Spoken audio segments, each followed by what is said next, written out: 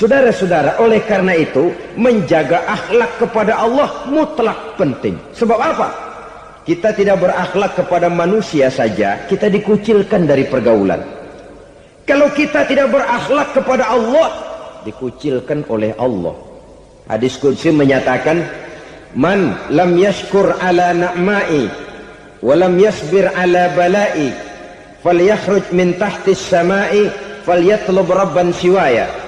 Kata Allah, siapa orang yang tidak mau bersyukur terhadap nikmat yang aku berikan kepadanya dan tidak mau sabar terhadap ujian yang aku berikan kepadanya, falyakhruj min tahtis samai, persilakan saja keluar dari kolong langitku, waliyatlub rabban siwaya, tolong cari Tuhan lain selain daripada aku. Murka Allah, diusir, cuman gak kedengeran aja. Siapa yang tidak mau syukur terhadap nikmatku, siapa yang tidak mau sabar terhadap ujian yang aku berikan kepadanya, persilakan keluar dari kolong langitku ini, cari Tuhan lain selain aku. Nah, langit Tuhan yang punya, Tuhan kita lawan, diusir dari kolong langit, mau pindah ke kolong mana?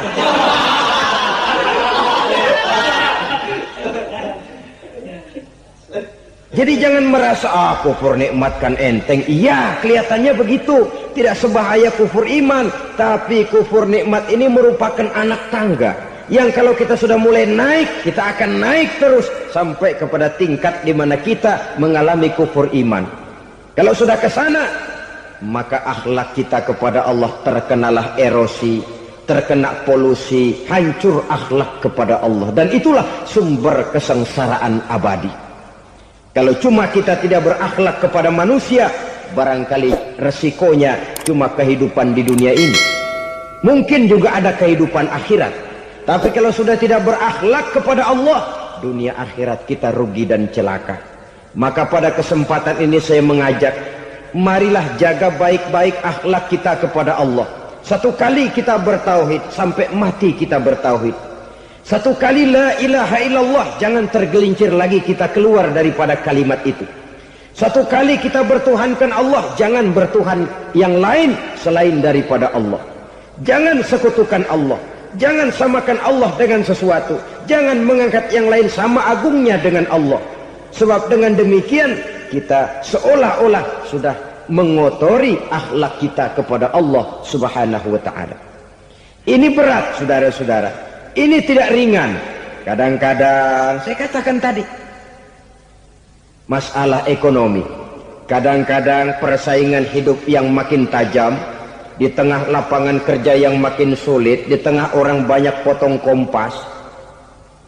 Kalau berpatokan kepada nilai tauhid, la ilaha illallah, tidak ada Tuhan selain Allah, maka saya tidak akan takut kecuali hanya kepada Allah. Saya tidak akan menggantungkan hidup kecuali hanya kepada Allah. Saya tidak akan minta rezeki kecuali hanya kepada Allah.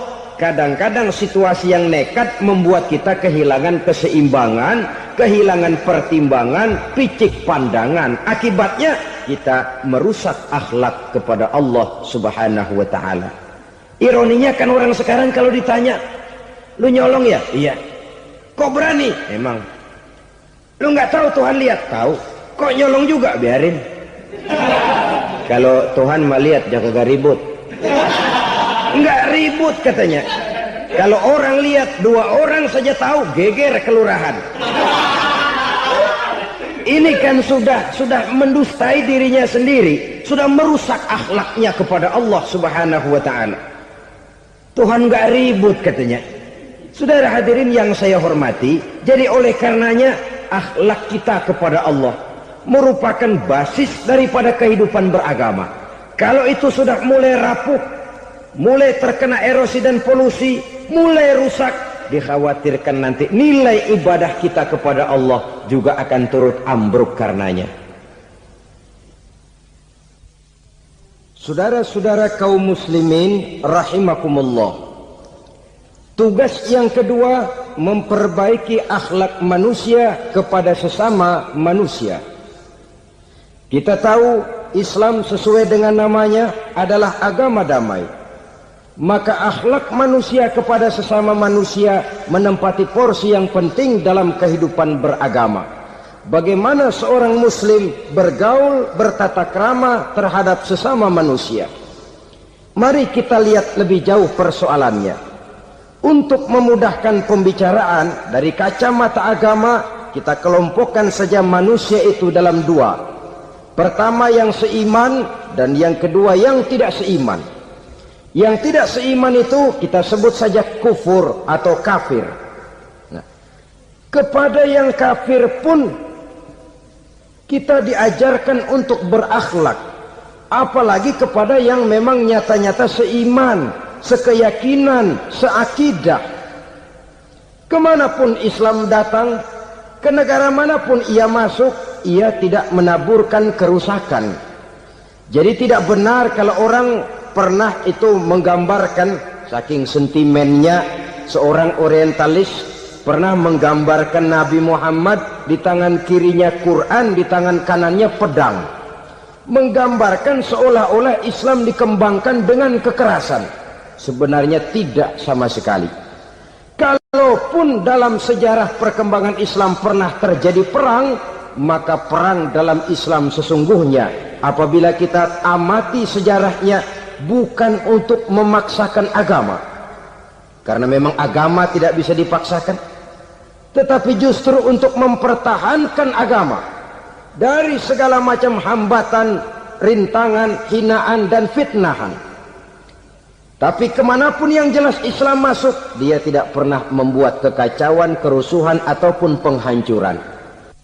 Candi Prambanan bahkan dipugar, gereja-gereja tidak ada yang dihancurkan oleh umat Islam. Kenapa? Islam agama damai. Soal agama, soal lakum dinukum waliyadin, la ikraha fid din, qad tabayyana ar-rusydu minal ghayy. Tidak ada paksaan dalam beragama, sebab nyata yang benar dengan yang tidak benar. Belum pernah ada orang kafir masuk ke perkampungan orang Islam lalu dikejar-kejar, diteriakin kafir, kafir, sunatin.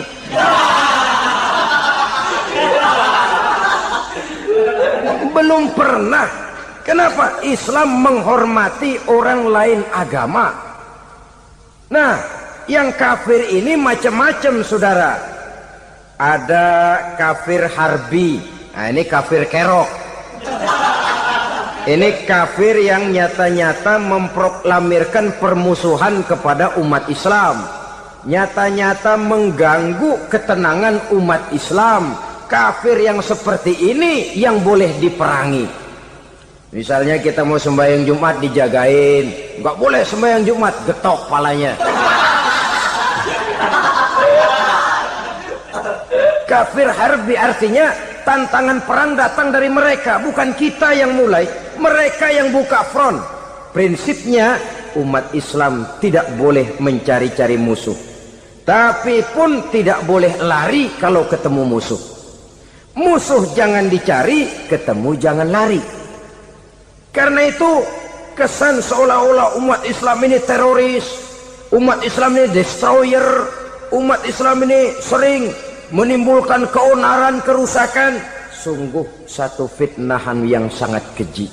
Umat Islam adalah umat yang cinta damai. Islam di masa perkembangannya masuki Eropa melalui Selat Gibraltar, Jabal Tariq, memasuki Spanyol. Islam tidak pernah meruntuhkan gereja. Islam tidak pernah membunuh orang-orang Nasrani. Bahkan Islam mewariskan peradaban dan kebudayaan yang begitu tinggi nilainya di bidang ilmu pengetahuan. Sampai ketika itu Barat banyak mengkaji ilmu pengetahuan dari dunia Islam. Buku-buku berbahasa Arab diterjemahkan ke bahasa Yunani, dipelajari oleh para cendekiawan di negeri Barat sana. Mereka mengambil manfaat yang banyak dari masuknya Islam ke Eropa. Sementara gereja tetap berdiri dengan megahnya. Kuil-kuil tempat peribadatan tidak satupun yang diusik-usik. Kenapa? Islam agama yang cinta damai. Asal dia tidak diganggu, asal kehormatannya tidak dihinakan. Jadi kafir harbi, kafir yang nyata-nyata nantang perang, ngajak berkelahi. Itu kafir yang nyari penyakit. Kafir harbi ini boleh diperangi dengan catatan mereka yang memang mulai. Yang kedua kafir zimmi. Kafir zimmi kafir yang hidup di tengah mayoritas muslim, tapi mereka mau hidup dengan aman, damai, tenang. Mereka wajib dilindungi. Bahkan Nabi pernah memberikan satu jaminan, man azazimiyan faqad azani. Siapa yang mengganggu orang kafir zimmi sama saja dengan mengganggu saya. Kehormatannya dijaga, harta bendanya dilindungi, anak istrinya pun dilindungi. Dan ini jadi kenyataan. Saudara bisa lihat di negara-negara yang mayoritas penduduknya beragama Islam, orang-orang kafir di luar Islam hidup dengan tenang, aman, damai. Di Saudi Arabia, di luar tanah haram, di luar Mekah dan Madinah, banyak orang-orang kafir mencari nafkah. Mereka tenang, aman, dilindungi undang-undang. Begitu di Mesir, begitu di negara Indonesia yang berdasarkan Pancasila ini.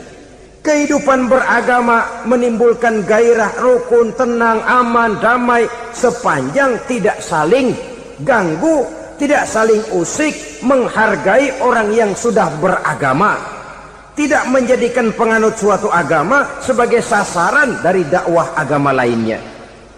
Saudara-saudara kaum muslimin rahimakumullah. Jadi memang oleh Al-Quran kita dianjurkan asidda alal kuffar ruhama bainahum. Tegas kepada orang kafir, kasih sayang kepada sesama muslim. Tapi tegas bukanlah berarti marah-marahan, bukan berarti musuh-musuhan, bukan ngajaki perang. Tegas dalam arti punya garis tentang kehidupan beragama, lakum dinukum waliyadin. Soal kehidupan sosial, mari kerjasama. Bangun jalan, ayo rame-rame. Siskamling, mari bebarengan. Bikin puskesmas, mari sama-sama. Tapi kalau sudah soal agama, itu tidak perlu ada toleransi agama. Yang perlu toleransi antar umat beragama. Kalau umatnya mau kerjasama silakan, tapi tidak menyangkut soal ibadah. Jangan kerjasama di bidang ibadah. Itu kerjasama yang salah pasang, saudara-saudara. Sehingga dengan demikian toleransi adalah menyangkut kehidupan antar umat beragama. Sedangkan agama sendiri punya coupling yang nyata. Sehingga dengan demikian tegas kepada orang kafir dalam arti kita punya satu kepribadian. Tidak ngambang. Nggak, lalu kalau ditanya orang, sebenarnya agama lu apa sih? Ah, gua mah gimana musimnya aja. Agama pakai musim kayak rambutan. Akhirnya ya begitu, musim-musiman. Ke masjid kelihatan, ke gereja hayo, ke candi nongol, ke apa?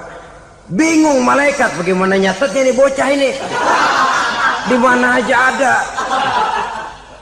Kita punya satu kepribadian. Saya muslim dan garis saya ini, lakum dinukum waliyadin. Bagi Tuhan persilakan agama Tuhan, bagi kami agama kami. Kami hormati Tuhan, Tuhan hormat kepada kami. Tapi soal agama, couplingnya jelas. Kerjasama, mari urusan muamalah, bidang sosial. Yuk kita siskamling sama-sama dengan orang lain agama. Mari jaga kerukunan, kesatuan, persatuan, kekompakan. Perbaiki jalan yang rusak, mari sama-sama. Mendandani jembatan yang runtuh, mari sama-sama. Tapi sembahyang, kaplingnya lain-lain. Sebab Nabi juga dulu pernah ditawarkan begitu loh sama kafir jahiliyah dulu, Quraisy itu. Sudah Muhammad, sekarang begini saja, kita join aja daripada marah-marahan. Hari ini saya oke, menyembah Tuhanmu Allah. Besok gantian kamu menyembah Tuhan kita, Latta, Uzza, Manat dan Hubal. Turun, qul ya ayyuhal kafirun la a'budu ma ta'budun. Soal ibadah kaplingnya jelas, tidak boleh dicampur adukkan. Sebab kalau tidak, kita akan mulai kehilangan identitas diri. Dan disitulah krisis kehidupan keyakinan beragama dimulai. Dari krisis identitas. Hujan gede kan mulainya gerimis dulu. Di mana-mana ya gerimis dulu. Gerimis makin lama makin gede. Kita akan mulai dengan kehilangan identitas diri. Dari sana nanti kita malu mengakui keislaman kita. Kalau orang Islam malu mengakui keislamannya, ini kan ironi, menyedihkan. Ngakui Islamnya saja malu, menonjolkan keislamannya malu. Tidak ada rasa bangga beragama. Padahal ini modal dasar. Hanyalah dengan rasa bangga beragama kita lalu konsekuen. Bukan bangga yang tidak konsekuen. Wah, pokoknya kan gua kan Islam. Agamanya yang paling benar. Tapi hidupnya sendiri jauh dari tuntunan Islam. Itu bangga yang tidak beralasan. Maka di zaman sekarang akhlak kita kepada Allah sering kena erosi, sering kena polusi. Mungkin karena sulitnya lapangan kerja, tingginya tensi ekonomi, persaingan hidup yang makin tajam, sulitnya mencari lapangan kerja, orang kadang-kadang nekat. Sedikit pertimbangan picik pandangan, mudah melakukan potong kompas, sehingga terjadilah perbuatan-perbuatan yang memelencengkan akhlak kita kepada Allah Subhanahu wa ta'ala. Kadang-kadang terjebak mempercayai selain daripada Allah, kadang-kadang terjebak di dalam mengagungkan yang selain daripada Allah lebih dari yang seharusnya. Terkenalah akhlak kita kepada Allah jaringan-jaringan erosi dan polusi. Kufur sebagai lawanan daripada tauhid merupakan sifat daripada orang yang tidak berakhlak kepada Allah. Bentuknya pertama bisa syirik. Syirik itu artinya meyakini ada Tuhan lain selain daripada Allah. Itu yang namanya syirik. Jadi percaya Tuhan ada, cuman Tuhannya kelebihan. Itu yang disebut syirik, dan itu merupakan cerminan dari akhlak yang rusak kepada Allah Subhanahu wa ta'ala. Berkeyakinan Tuhan lebih dari satu, berkeyakinan bahwa Tuhan itu beranak atau diperanakkan, atau mengagungkan sesuatu sama dengan Allah, atau menjadikan yang selain Allah sebagai tujuan akhir daripada perjalanan kehidupan ini, maka itu sudah terjebak kita dalam musyrik. Dan syirik satu dosa yang tidak berampun. Bahasa kasarnya yang namanya syirik itu jenis bapak moyangnya dosa. Saudara-saudara, sebab itu saya pesan, kalau memang terpaksa, biasanya yang tinggal di kota-kota besar itu kalau tidak kepengen dosa kan susah. Kalau terpaksa harus bikin dosa, cari yang kecil-kecil saja, yang kira-kira taubatnya gampang. Umpamanya pulang sholat Jumat nukar sendal, umpama, yaitu jelas dosa. Tapi dosa yang taubatnya agak mudah. Jangan sampai terjebak ke dalam syirik, menyekutukan Allah. Kalau sudah menyekutukan Allah, Allah dimadu, murka benar Allah kepada kita. Innallaha la yaghfiru ayyushraka bih wa yaghfiru ma duna dzalika liman yasha. Allah tidak akan memberi ampun kepada orang yang menyekutukannya dengan sesuatu, tapi Allah mau mengampunkan dosa yang selain itu bagi orang yang dikehendakinya. Jadi orang-orang yang sudah terjebak syirik, menyekutukan Allah, meyakini ada Tuhan lain selain daripada Allah, meyakini Tuhan beranak atau diperanakkan, bagaimanapun baiknya mereka di dunia, bagaimanapun sosial jiwanya, bagaimanapun pemurah tangannya memberikan santunan dan pertolongan kepada orang lain, kalau sudah syirik, seluruh nilai kebaikannya akan tidak ada gunanya lagi, karena tidak ada tempat nilai kebaikan itu bergantung. Sedangkan kita berbuat baik agar diterima oleh Allah. Kalau Allahnya marah kepada kita, siapa yang akan menerima nilai kebaikan itu sendiri? Ini bentuk yang pertama. Yang nyata-nyata menyembah berhala, syirik. Yang nyata-nyata beriktikad Tuhan lebih dari satu, syirik. Atau yang tersamar. Yang tersamar itu yang sering jadi penyakit kita. Saya sejak ada perkutut ini di rumah, perkutut. Saudara-saudara, yang merusak akhlak kepada Allah, yang merusak tauhid setelah syirik, bisa juga berbentuk nifak. Nifak itu sifatnya, orang yang punya sifat nifak disebut munafik. Asal katanya dari nafakun. Nafakun itu satu lubang yang punya dua muka seperti goa, ada tempat masuk, ada tempat keluar. Maka munafik orang yang punya dua muka. Kalau bahasa kita, pandai bermain minyak di atas air. Manis jika berhadapan, balik belakang lain bicara. Sehingga apa yang dinamakan nifak, kata Imam Ali Al-Jurjani dalam kitab ta'rifatnya, izharul imanu bil lisan wa kitmanul kufri bil qalbi. Menyatakan, menampakkan iman dengan lidahnya, tapi menyembunyikan kekafiran dalam hatinya. Dengan kata lain, lidahnya mah iman, hatinya mah kafir. Padahal hati itu yang dilihat, padahal hati itu yang dinilai. Kenapa lidahnya mengaku iman? Ya mungkin karena kepepet, mungkin karena kepentingan, mungkin karena ingin mencari kelemahan orang, lalu dia pura-pura beriman, tapi sesungguhnya hatinya kufur. Ini merupakan penyakit munafik. Dan terus terang, menghadapi orang munafik jauh lebih berat daripada menghadapi orang kafir. Kenapa? Munafik ini kan musuh dalam selimut. Mau dibilang musuh nyata-nyata, apalagi di zaman Rasul ya, ketika periode Madinah, berat sekali menghadapi orang munafik. Mau dibilang kafir, kalau ketemu assalamualaikumnya medok juga. Mau dibilang mukmin, di belakang ngegerundel, nyari-nyari penyakit, nyari-nyari lantaran, mencari-cari gara-gara. Kalau kafir jelas kafirnya, kalau musyrik jelas musyriknya. Tapi munafik, di depan kita dia mengaku beriman, di belakang kita dia caci maki kita. Maka demikian rupa watak orang munafik Allah benci betul. Sampai dalam Quran orang munafik itu divonis innal munafikin fid darkil asfal minan nar. Orang-orang munafik di dasar jurang neraka yang paling bawah, keraknya neraka. Saudara-saudara kaum muslimin rahimakumullah, sebab munafik sangat berbahaya, membahayakan umat, membahayakan agama. Di depan kita mereka ngaku pura-pura beriman, kalau pidato luar biasa, memuji agama setinggi langit, menampakkan seolah-olah dia orang yang dekat dengan agama. Saudara-saudara, agama penting, agama mutlak. Tapi yang ngomong begitu agamanya apa? Remeng-remeng.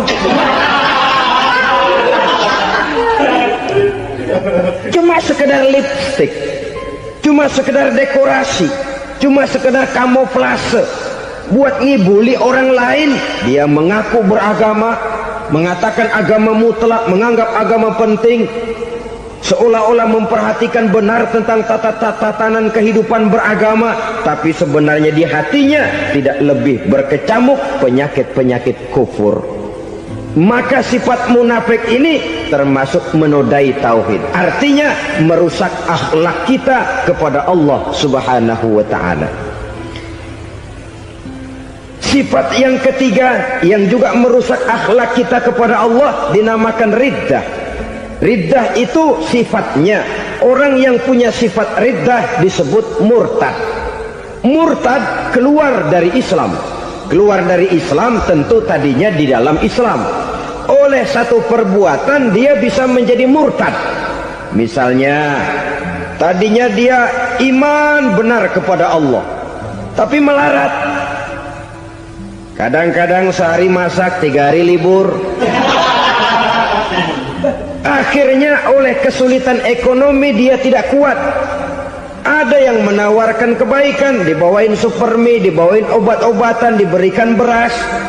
Goyah imannya, keluar dia dari Islam, ikut agama orang yang memberikan pertolongan kepadanya, memilih kesenangan sebentar dengan mengorbankan kebahagiaan yang kekal. Maka orang semacam itu riddah sifatnya, murtad orangnya, keluar dari Islam.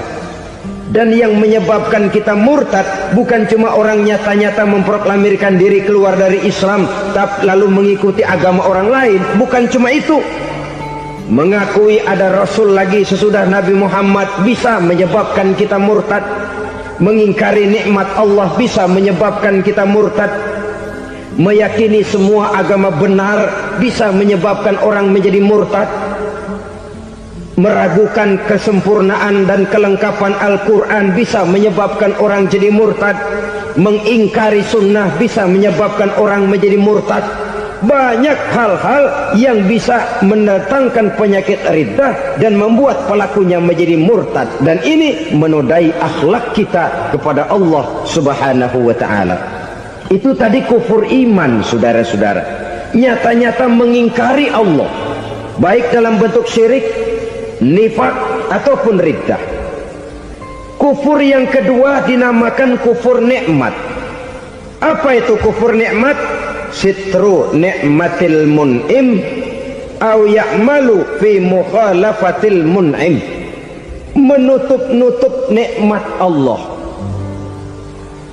atau melakukan perbuatan yang menentang, bertentangan dengan kehendak yang memberikan nikmat. Jadi kufur nikmat pertama, nutup-nutupin Tuhan. Tuhan jalingin. Duit lu banyak amat, dari mana? Gua kerja. Lalu kerjanya nomor satu. Orang yang berakhlak kepada Allah, dia akan menjawab, kamu uangnya kok banyak, dari mana? Rizki dari Allah. Caranya, saya kerja. Kerja itu cara, rizki itu dari Allah datangnya. Bukankah di zaman sekarang kita sering terpleset?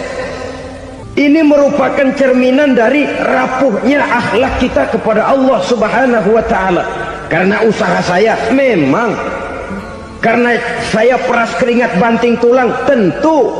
Tapi sadarkah kita bahwa sepanjang yang bisa kita lakukan cuma berusaha, peras keringat banting tulang? Soal rizki, soal jodoh, soal maut, kitakah yang mengatur? Kitakah yang menentukan? Subhanallah, manusia sungguh tidak berdaya menghadapi tiga hal paling pokok ini. Rezeki, kita cuma bekerja. Kitakah yang menentukan? Tidak.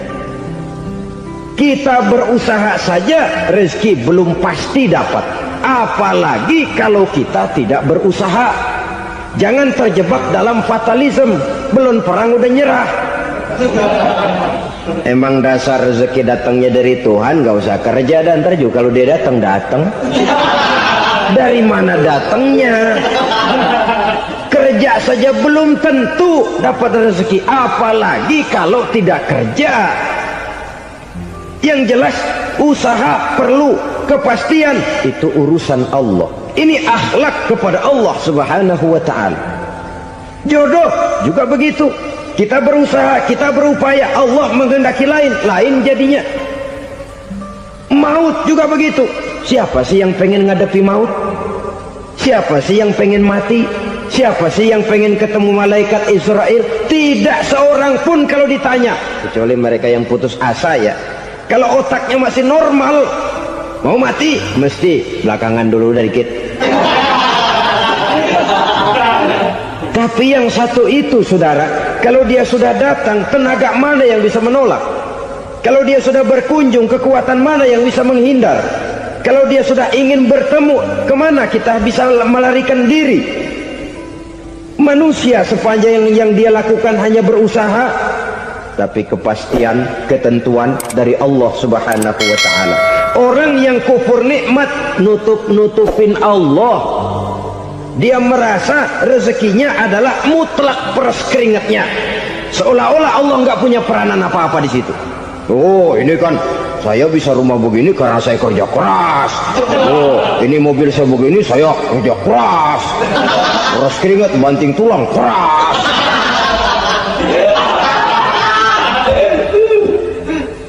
Saudara-saudara kaum muslimin rahimakumullah, jadi menutup-nutupi Allah. Akibatnya nanti kalau dia berhasil, Allah ketutupan. Kalau dia gagal, orang lain dicaci maki, dicari kambing hitam. Yang kambing hitam kan mahal, karena orang sering cari-cari kambing hitam.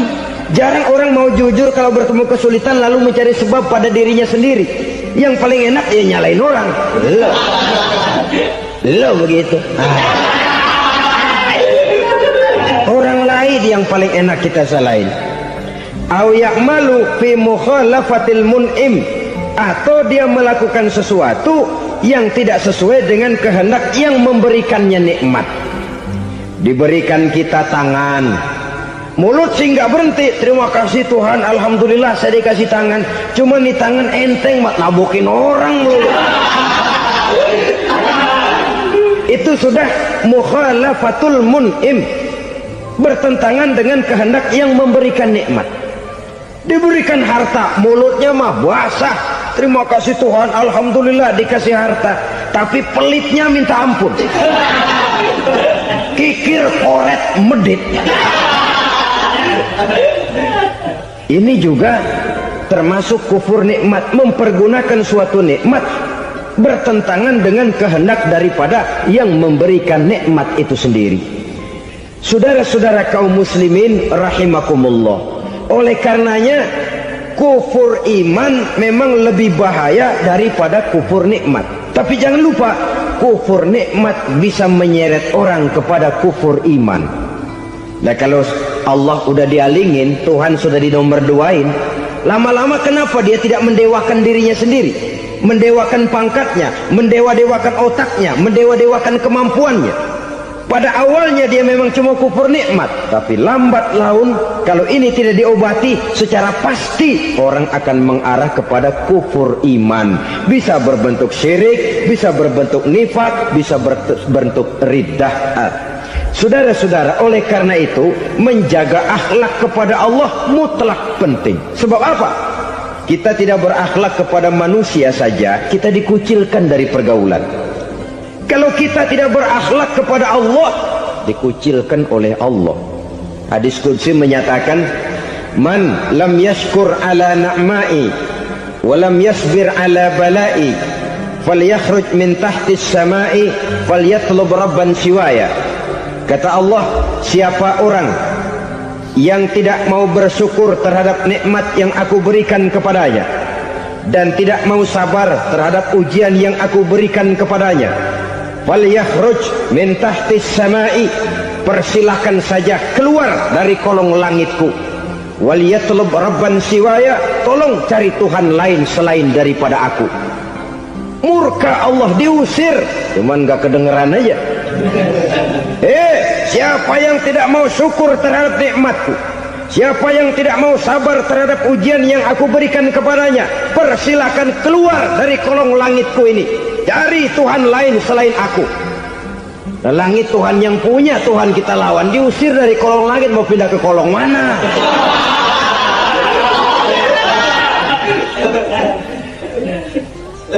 Jadi jangan merasa kufur nikmat kan enteng. Iya, kelihatannya begitu, tidak sebahaya kufur iman. Tapi kufur nikmat ini merupakan anak tangga yang kalau kita sudah mulai naik, kita akan naik terus sampai kepada tingkat di mana kita mengalami kufur iman.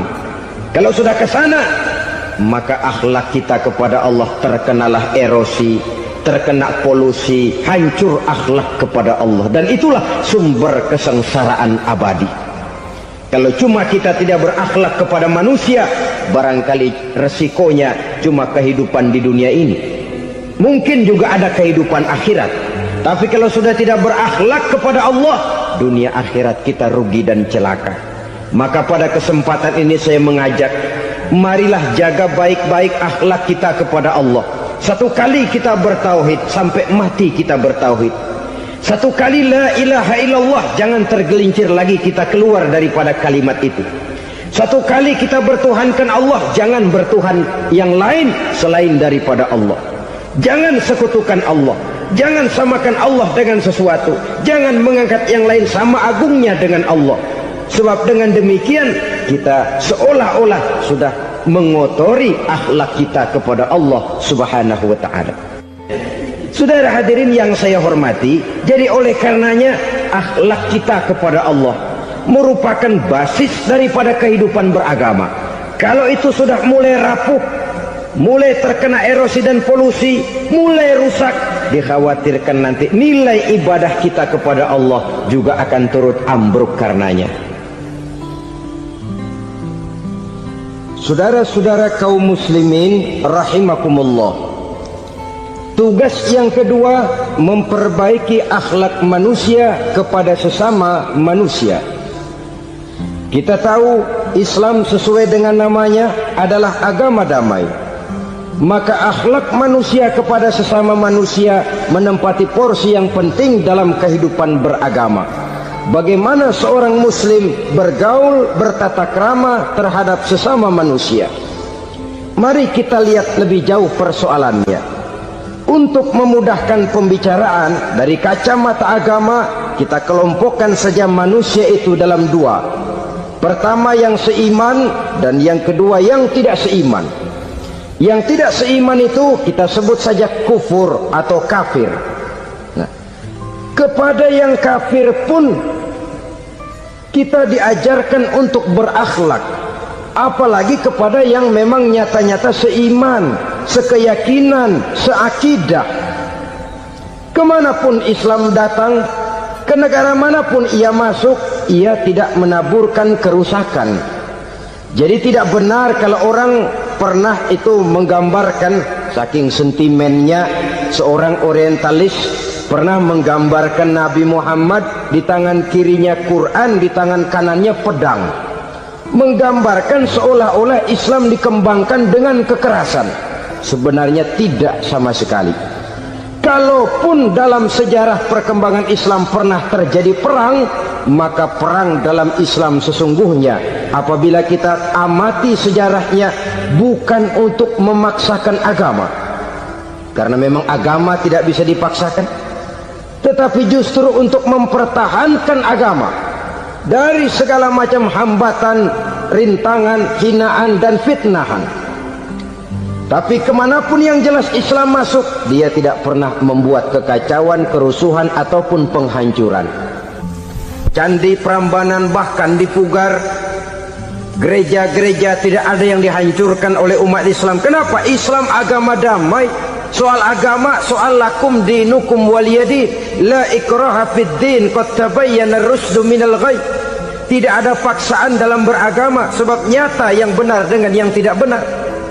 Belum pernah ada orang kafir masuk ke perkampungan orang Islam lalu dikejar-kejar, diteriakin kafir, kafir, sunatin.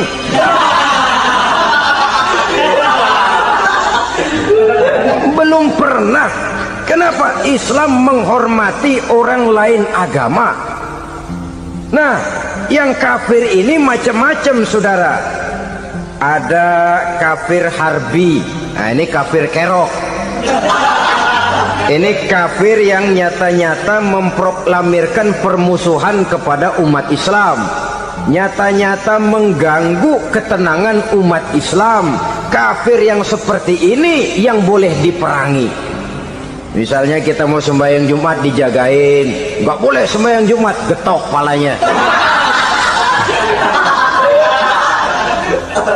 Kafir harbi artinya tantangan perang datang dari mereka, bukan kita yang mulai, mereka yang buka front. Prinsipnya umat Islam tidak boleh mencari-cari musuh, tapi pun tidak boleh lari kalau ketemu musuh. Musuh jangan dicari, ketemu jangan lari. Karena itu kesan seolah-olah umat Islam ini teroris, umat Islam ini destroyer, umat Islam ini sering menimbulkan keonaran, kerusakan. Sungguh satu fitnahan yang sangat keji. Umat Islam adalah umat yang cinta damai.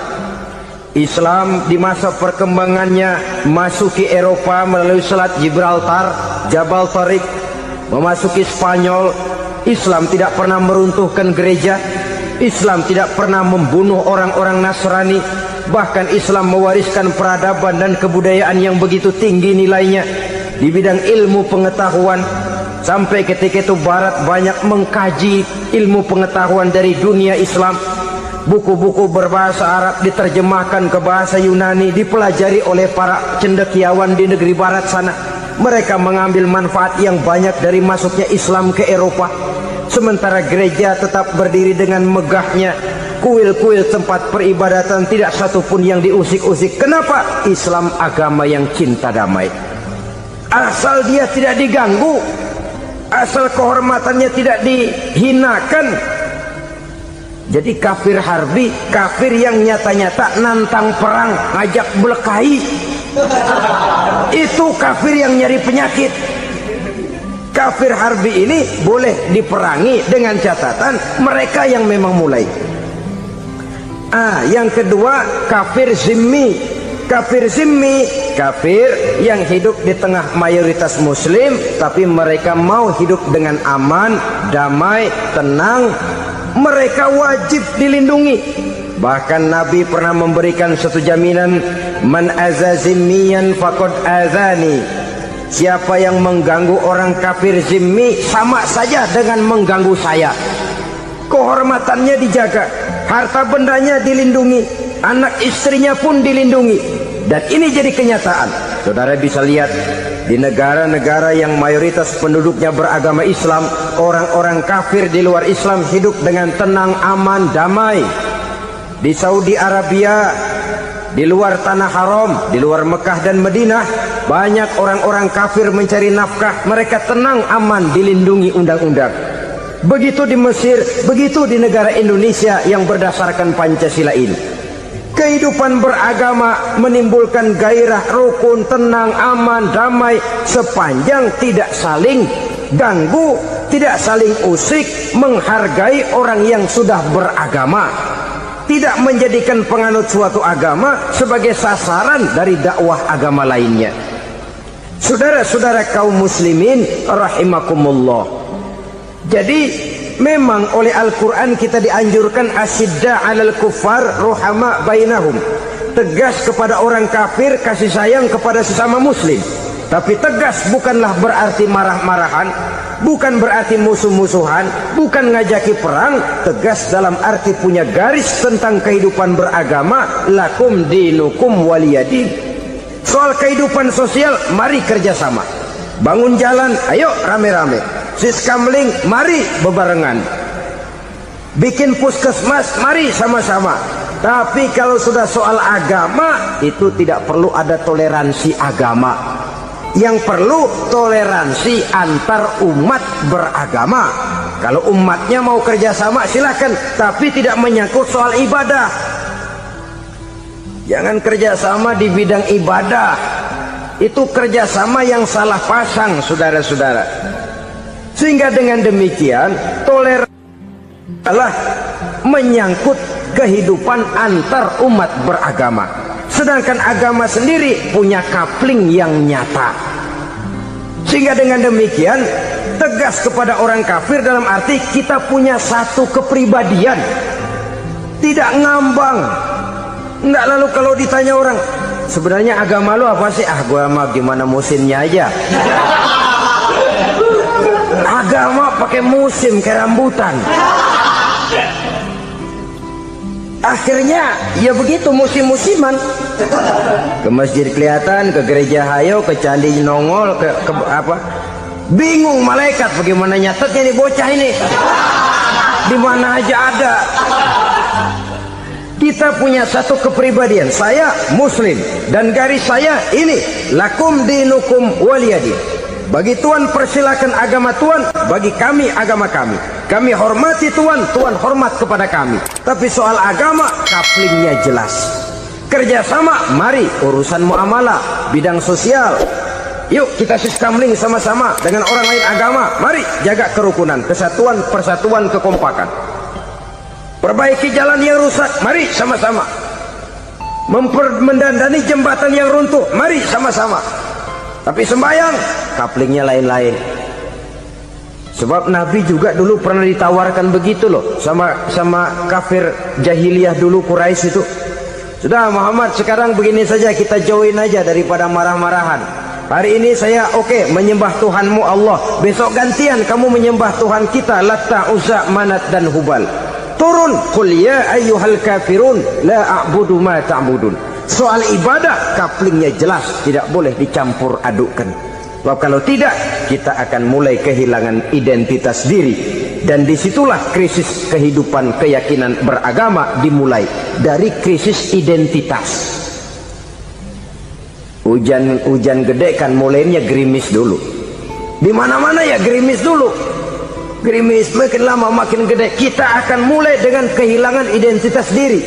Dari sana nanti kita malu mengakui keislaman kita. Kalau orang Islam malu mengakui keislamannya, ini kan ironi, menyedihkan. Ngakui Islamnya saja malu, menonjolkan keislamannya malu, tidak ada rasa bangga beragama. Padahal ini modal dasar. Hanyalah dengan rasa bangga beragama kita lalu konsekuen. Bangga yang tidak konsekuen, wah pokoknya kan gua kan Islam, agama yang paling benar. Tapi hidupnya sendiri jauh dari tuntunan Islam. Itu bangga yang tidak beralasan, bangga yang tidak perlu dibanggakan sebenarnya.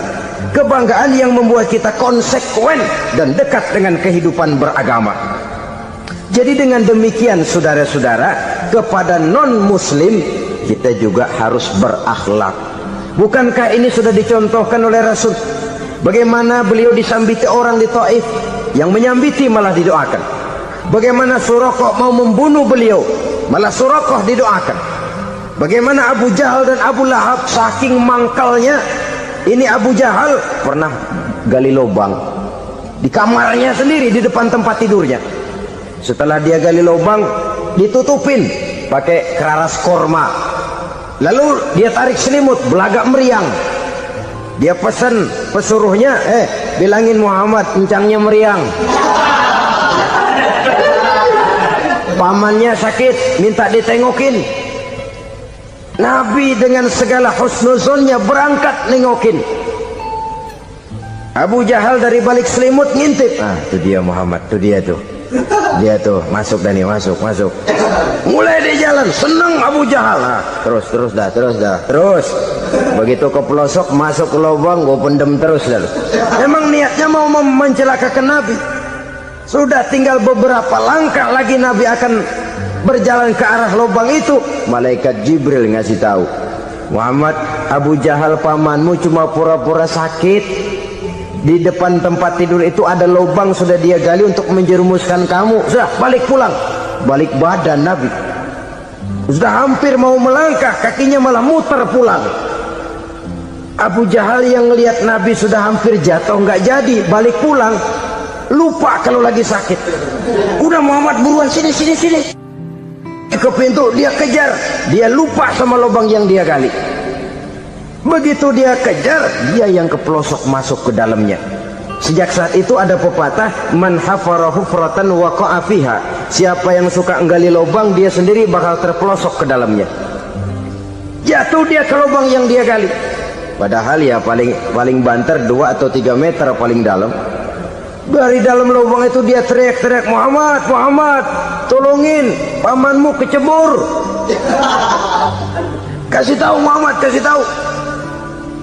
Datang lagi lah pesuruhnya, Muhammad, pamanmu Abu Jahal kecebur, minta tolong diangkatin. Sudah diulur tambang, habis sambung lagi, nggak bisa sampai.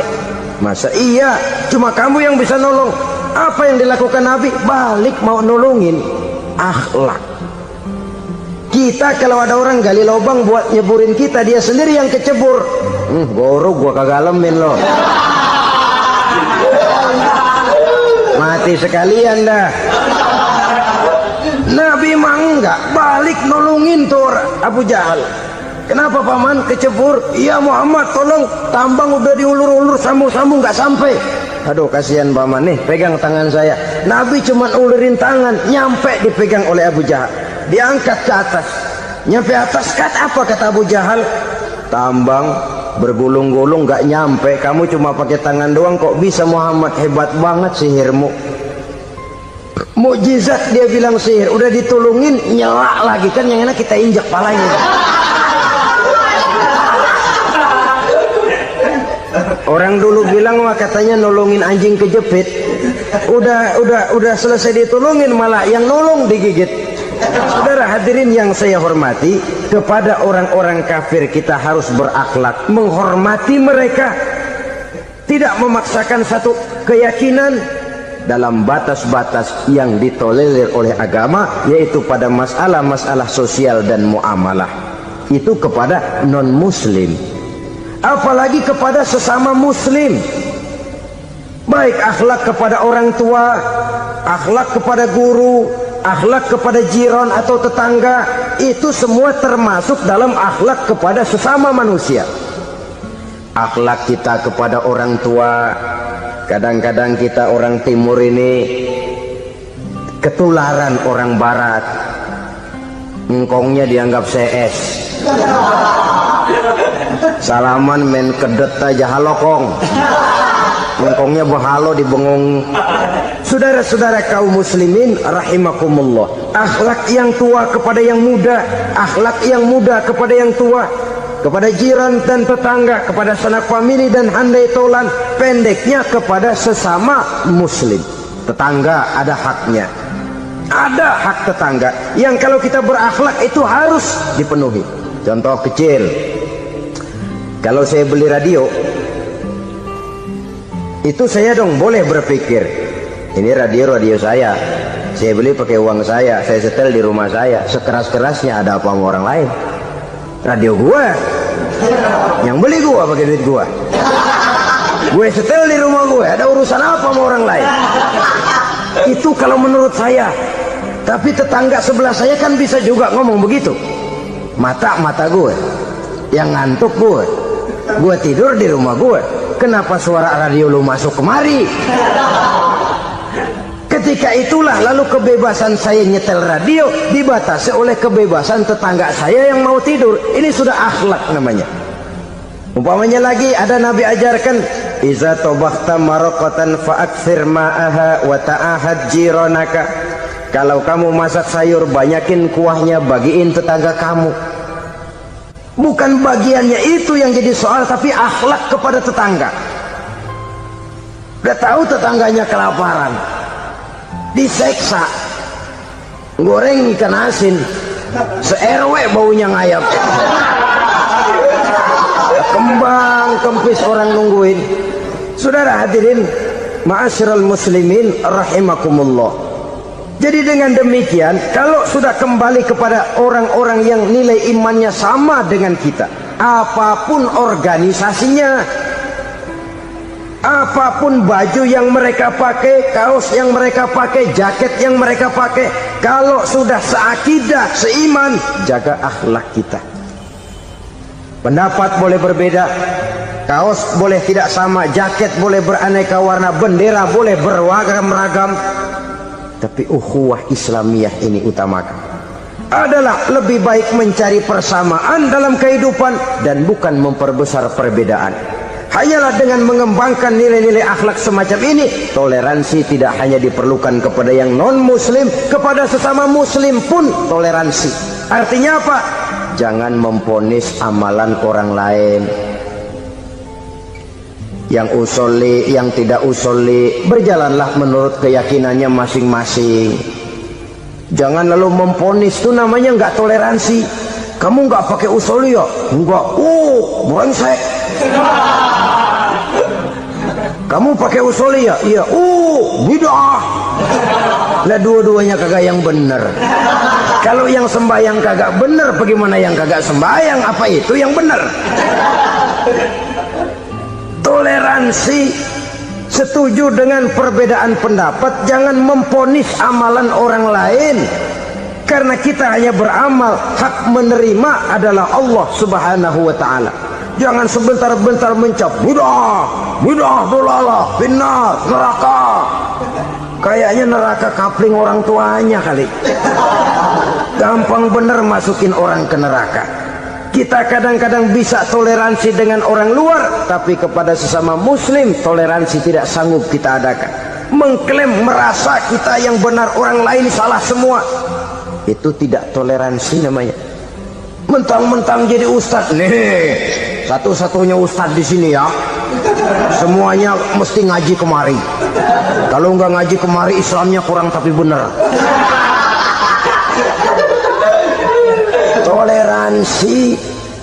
Saudara-saudara kaum muslimin rahimakumullah, lapang dada menghargai orang yang berbeda pendapat, apalagi kalau perbedaan pendapat itu menyangkut hal-hal yang tidak prinsipil, menyangkut hal-hal yang sekunder dalam kehidupan beragama, menyangkut masalah-masalah yang dalam bahasa fikih disebut soal-soal furu'iyah. Tidak usah menyebabkan kita bersih tegang.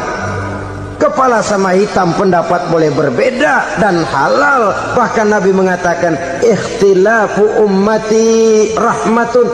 Perbedaan pendapat di kalangan umatku bahkan menjadi rahmah, sepanjang perbedaan pendapat itu diiringi dengan rasa toleransi. Tapi kalau sudah main baku hantam, main klaim, memponis orang lain, akhirnya timbullah keretakan.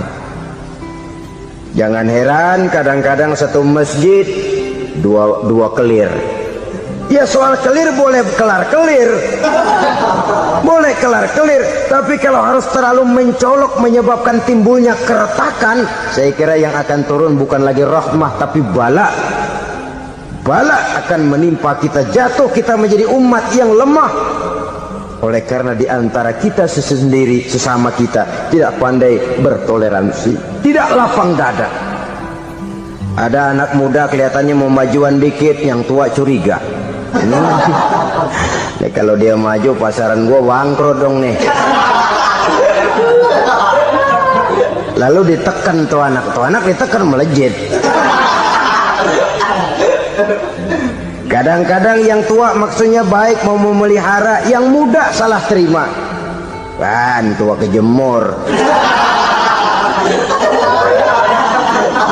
Dari dulu sampai sekarang gitu-gitu doang, anak kemajuannya. Padahal yang tua barangkali maksudnya juga baik, mau memelihara.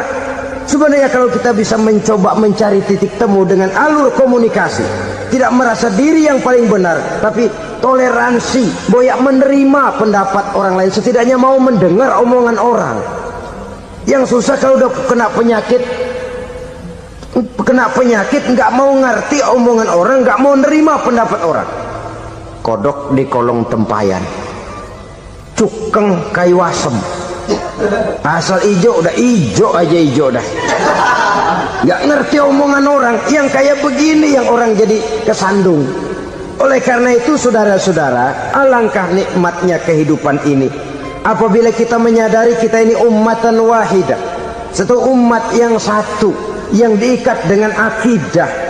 Kalau kepada yang non muslim saja kita diajarkan untuk berakhlak, apatah lagi kepada yang seiman, seakidah, sekeyakinan. Wajarkah perbedaan pendapat yang kecil-kecil lalu menyebabkan kita bertolak belakang, cerai-berai, centang perenang? Bila bertemu di jalan yang satu menyisih ke kiri, yang lain menyingkir ke kanan. Kalaupun juga bercampur di tengah kumpulan orang banyak, persis air dengan minyak.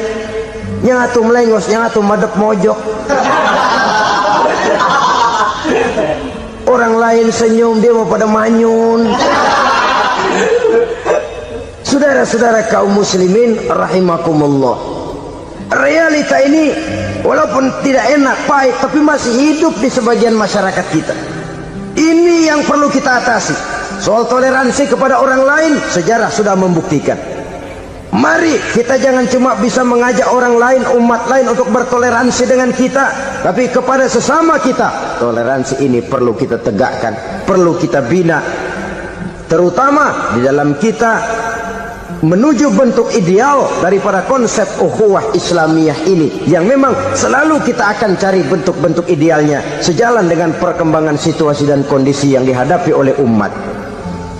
Perbedaan organisasi, perbedaan kepentingan organisasi tidak seharusnya menyebabkan kita merasa meremehkan orang lain dan mengangkat diri, mengklaim diri sebagai yang ter. Jadi dengan demikian, apabila yang pertama tadi akhlak kepada Allah dinamakan hablum minallah, maka yang kedua ini merupakan hablum minan nas. Jikalau baik akhlak kita kepada Allah, baik akhlak kita kepada manusia, nikmat rasanya menjalani kehidupan. Kadang-kadang orang akhlaknya kepada manusia baik, tapi kepada Allah tidak baik. Hormat sama yang tua, menyayangi yang muda, sama tetangga rukun, tapi sama Tuhan nggak mau sujud. Ini baik kepada manusia, tapi tidak berakhlak kepada Allah. Atau sebaliknya, Sujudnya ma Allah mah tekun bener, khusyuk, bahasanya juga fasih, luar biasa. Tapi sama manusia sombong, takabur, ujub, merasanya dia doang yang paling benar. Sebab iblis itu ya, itu kadang-kadang datang lewat hati dan memang selalu markasnya di situ. Kalau dia tidak bisa menggoda kita dengan yang lain, dia tumbuhkan sifat ujub. Dia bisikin, wah memang di kampung ini yang paling banyak ibadahnya ente. Yang lain mana, lihat tuh kerocok semua. Lalu di hati orang itu tertanam sifat iya ya. Nah tatkala iya ya, dia sudah terkena serangan iblis. Akhirnya apa? Orang lain diremehin. Asalnya nggak mau sembahyang aja diajak salaman dan najis aja dah. Ketemu juga mukanya ditekuk 4. Akhirnya bukan ngajak malah ngenyek, ngina. Lah orang dihina makin jauh, makin tidak tersentuh. Bukan cara itu yang diajarkan oleh Rasul. Bahwa orang tidak mau sholat, tugas kita mengajak. Soal dia tidak sholat, ya itu dosa dia kepada Allah. Saudara-saudara kaum muslimin, ujub disuntikkan oleh iblis ke dalam hati kita.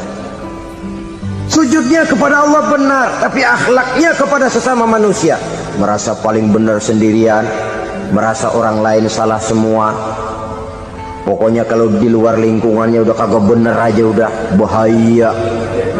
Saudara-saudara, ini juga penyakit yang disuntikan oleh iblis. Sebab iblis itu tipu dayanya luar biasa, strateginya lihai.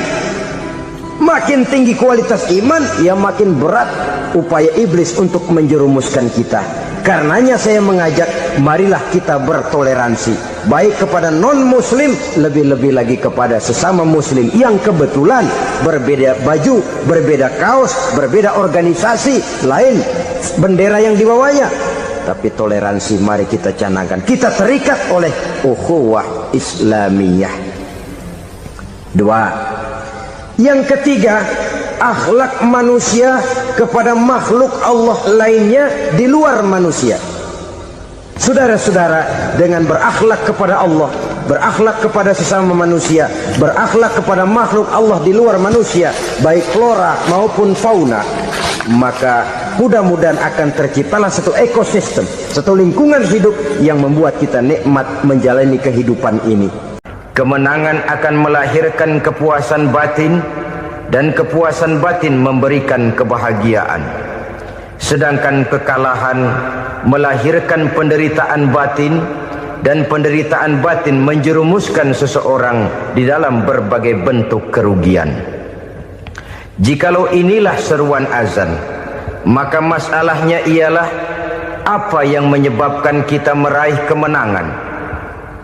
Al-Quranul Karim memberikan tuntunan dan ajaran kepada kita bahwa orang-orang yang memperoleh kemenangan itu tidak lain adalah orang-orang yang bertakwa.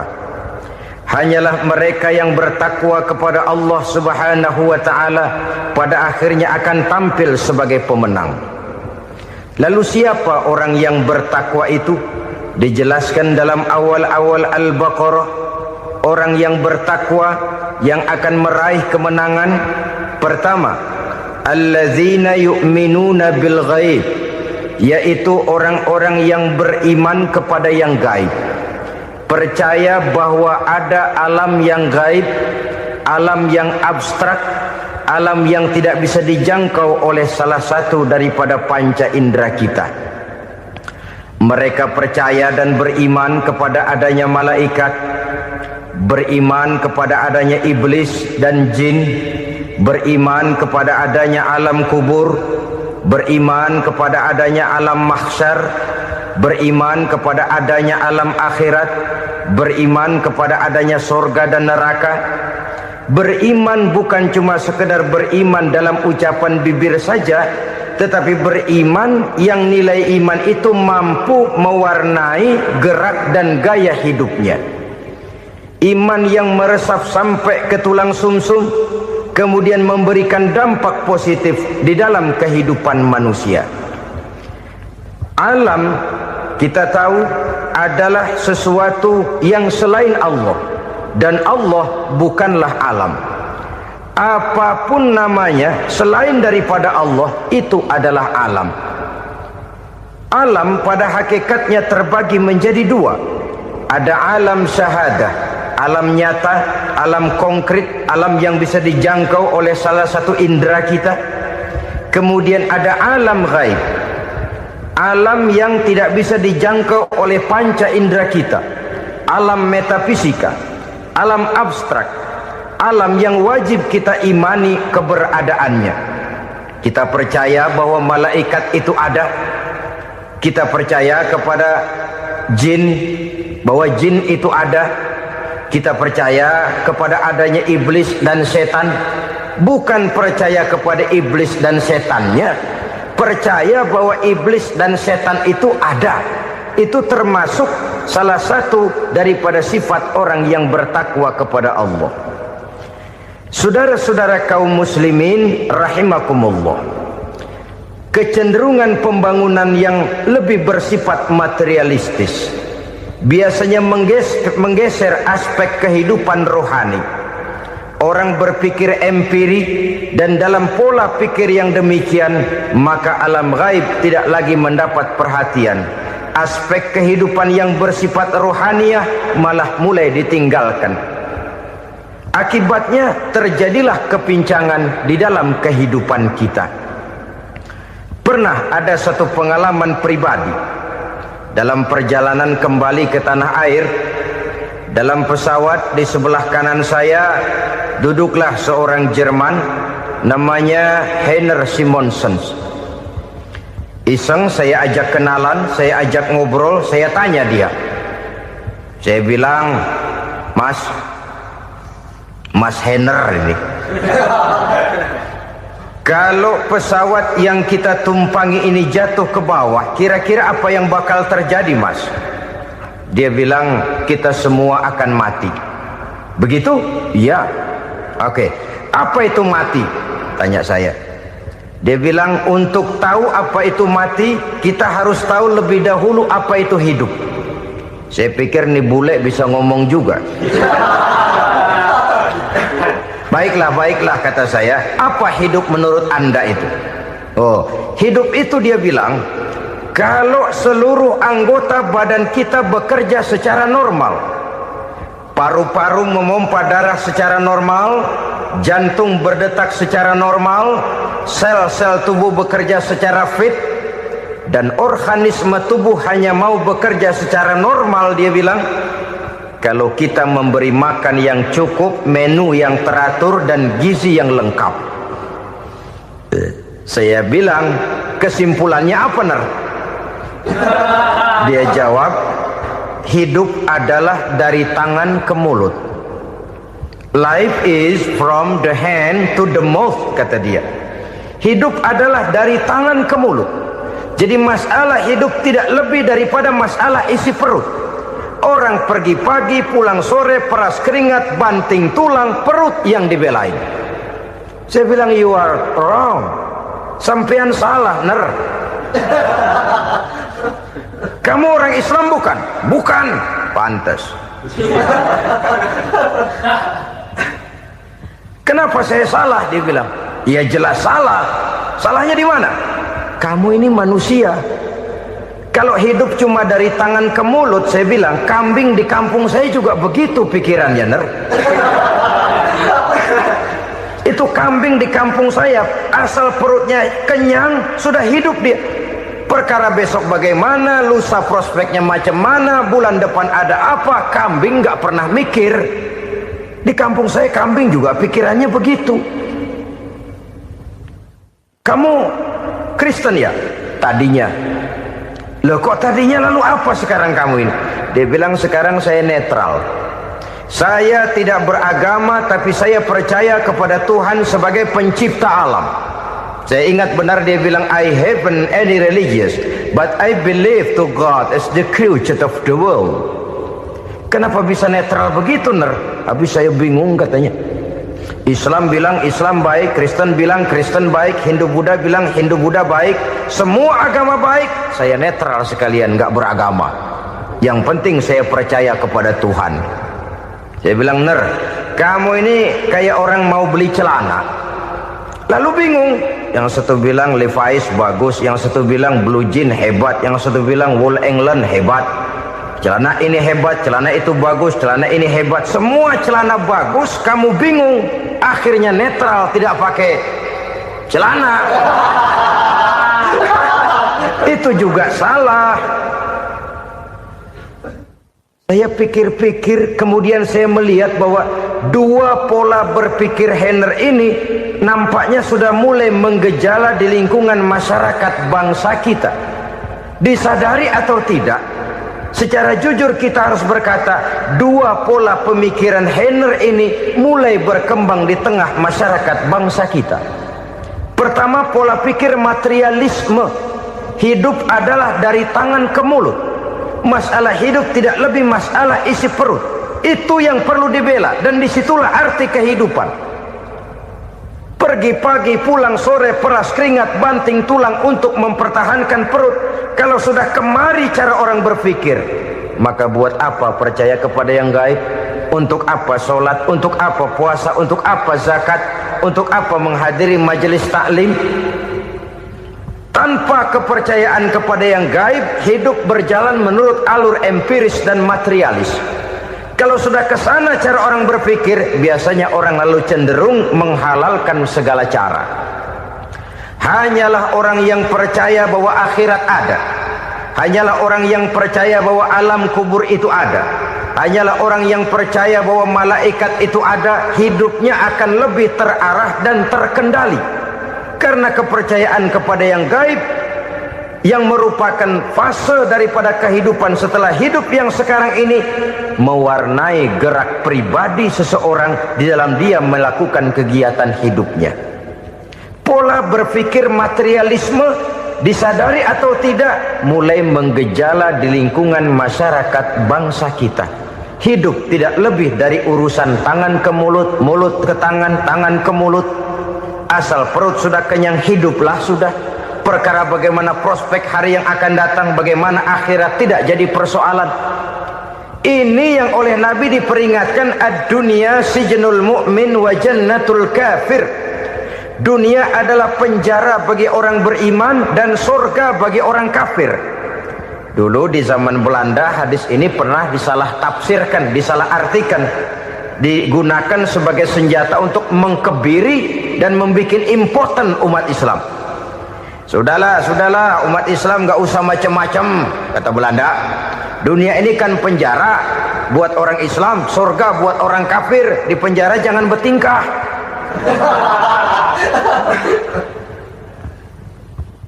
Pengertiannya tidak begitu. Dunia adalah penjara bagi orang mukmin. Artinya dalam kehidupan dunia seorang mukmin tidak bebas memperturutkan hawa nafsunya. Di penjara hawa nafsunya itu. Sebaliknya, surga bagi orang-orang kafir. Buat orang kafir, surgalah dunia ini. Mereka bebas memperturutkan hawa nafsunya. Dilarang tidak terlarang, dicegah pun tidak tercegah. Mereka hidup menurut alur bisikan nafsu mereka sendiri. Kemudian bila ajal datang, maut merenggut nyawa, selesailah surganya sampai di situ. Maka bagi orang-orang yang tidak percaya kepada adanya akhirat, kepada adanya alam gaib, surganya sebatas umurnya. Sekali lagi, surganya sebatas umurnya. Bila umur selesai, ajal pun datang merenggut nyawa, selesailah sudah surganya sampai di situ. Alangkah pendeknya perjalanan orang-orang yang tidak percaya kepada alam gaib ini. Bagi kita mukmin, jikalau kita mampu memenjarakan hawa nafsu, kita bisa bahagia di dunia ini. Dan Islam memang tidak menyuruh kita sengsara di dunia. Raih dunia, kejar dunia, gapai dunia sebagai alat untuk mencapai kebahagiaan di akhirat nanti. Hidup adalah satu perjalanan panjang yang terbentang sejak kita terlahir dari alam rahim sampai kepada alam akhirat nanti. andai kata kita gagal meraih kebahagiaan di dunia, toh kita masih punya akhirat. Tapi jangan jadi dalil yang melemahkan semangat. Biarin dah kita di dunia kebelangsak, yang penting akhirat. Akhirnya dunia benar-benar kebelangsak. Bagaimana dunia ini bisa kita raih, dan bagaimana meraih dunia untuk menunjang kepentingan akhirat nanti. Yang kedua, dari pikiran Heiner yang saya lihat menggejala di lingkungan masyarakat bangsa kita, timbulnya manusia-manusia netral. Seolah-olah Tuhan yes, agama no. Sama Tuhan percaya, agama ogah. Tuhan ngangguk, giliran agama godeng. Padahal hampir dalam setiap ayat dalam Quran, kata-kata amanu biasanya bergandeng dengan wa amilus sholihat, iman dan amal soleh. Ini sebagai isyarat Tuhan dan agama jangan pernah dipisah-pisah. Apabila kita bertuhan, maka kita harus beragama. Apabila kita beragama, maka agama itu harus bersumberkan dari Tuhan yang kita imani itu. Tidak mungkin kita pisah, Tuhan yes, agama no. Sama Tuhan percaya tapi agama bikin sendiri. Sembayangnya cukup bengong 2 jam madep ngulon.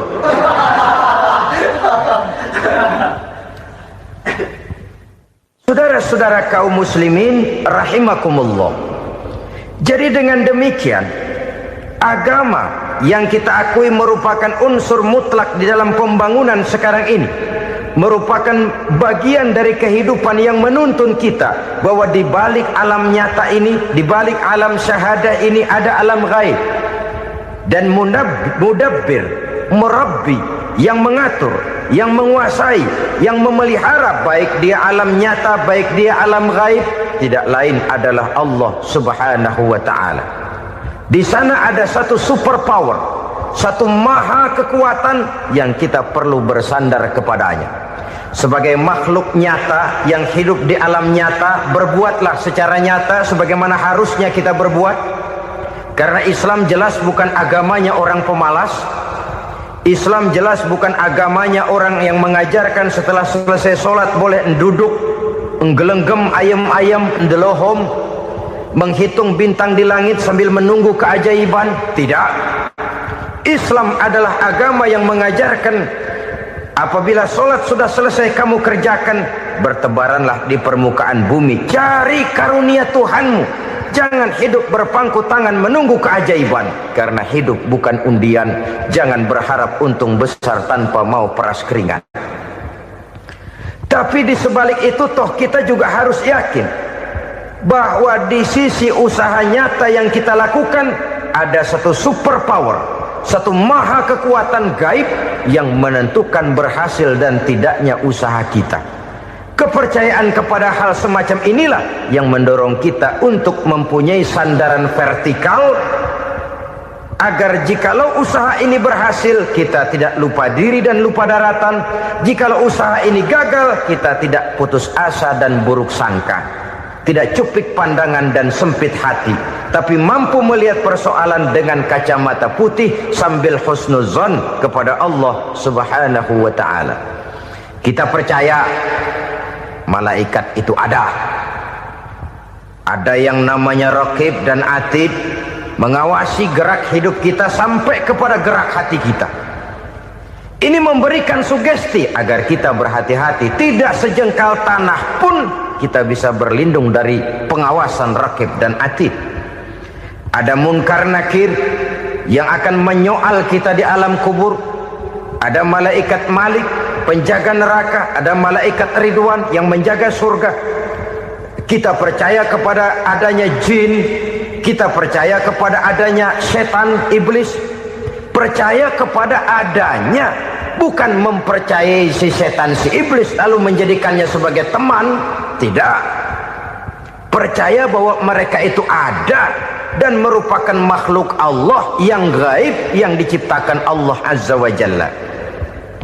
Kepercayaan kepada alam gaib memberikan motivasi terhadap gerak lahir manusia, sehingga dengan motivasi kepercayaan kepada yang gaib, gerak lahir jadi lebih terarah, jadi lebih terpelihara. Pernah seseorang bertanya, Pak, apakah adanya akhirat bisa dibuktikan secara ilmiah? Saya bilang tidak bisa, tidak bisa. Kenapa? Karena yang berangkat nggak pernah pulang kembali lagi. Kalau dia pulang kemari bisa kita tanya bagaimana enak di sono. Cuma secara moral saya katakan, lebih beruntung orang yang percaya kepada akhirat daripada yang tidak. Sekarang saudara percaya akhirat ada, lalu saudara baik-baik di dunia, sholat, puasa, zakat, menolong orang lain, menebarkan kebajikan. Saudara mati, andai kata akhirat tidak ada, toh dalam hidup saudara sudah berbuat baik, paling tidak nama saudara akan dikenang sebagai orang baik. Sebaliknya, saudara percaya, kata saya, bahwa akhirat tidak ada, lalu hidup semau-maunya, tenggelam dalam maksiat dan munkarat, menentang Allah, tidak mau ruku dan sujud, lalu saudara mati, kemudian akhirat ada, ayo mau apa? Bekal tidak punya. Jadi secara moral lebih beruntung orang yang percaya kepada adanya akhirat daripada yang tidak percaya. Dan itu alam gaib yang tidak bisa dibuktikan secara eksat. Jangankan untuk membuktikan seperti itu, dalam kehidupan sehari-hari saja yang kita rasakan tidak selalu berbentuk toh. Angin, bagaimana sih bentuknya angin? Kita tidak tahu. Merah, buktinya kalau dikerok merah. Yang merah itu kulit, yang kulit kita bukan anginnya. Sakit, rasa sakit itu ada, tapi bagaimana bentuk sakit? Kita nggak pernah tahu. Kalau kita makan cabai pedas, bagaimana bentuk pedas itu tidak ada, tapi rasa ada. Bentuk pedas hijau, cabainya bukan pedasnya. Tidak semua yang kita rasakan bisa kita gambarkan dalam bentuk yang konkret. Oleh karena itu, sekali lagi bahwa kepercayaan kepada alam yang gaib mampu memberikan satu sugesti yang menata kehidupan seseorang lebih lurus, lebih terarah, dan lebih terkendali. Maka wajar kalau kepercayaan kepada yang gaib mengantarkan seseorang untuk meraih kemenangan. Kenapa? Dia percaya kepada yang gaib, bahwa akhirat ada, bahwa alam kubur ada, bahwa pertanggungan jawab itu ada. Maka dia lalu tidak hidup saenae udele dewe, itu loh. Tidak hidup menurut seleranya sendiri, terarah, teratur. Ini cirinya yang pertama. Orang bertakwa yang akan meraih kemenangan, mereka beriman, mereka percaya kepada yang gaib. Bahkan hal-hal konkret saja selalu berangkat dari yang gaib. Saudara-saudara, para remaja, para pemuda sekarang ini tidak pernah tahu toh siapa yang akan jadi teman hidup saudara. Kita bisa saja ngerancang, mentargetkan, tapi toh akhirnya yang namanya jodoh bukan kekuasaan kita. Rezeki di luar kemampuan kita. Begitu juga ajal, maut, jodoh, ajal adalah contoh-contoh konkret bahwa pada akhirnya yang gaiblah yang menentukan. Bertahun-tahun ngelancong, emang jodoh seret, nggak jadi.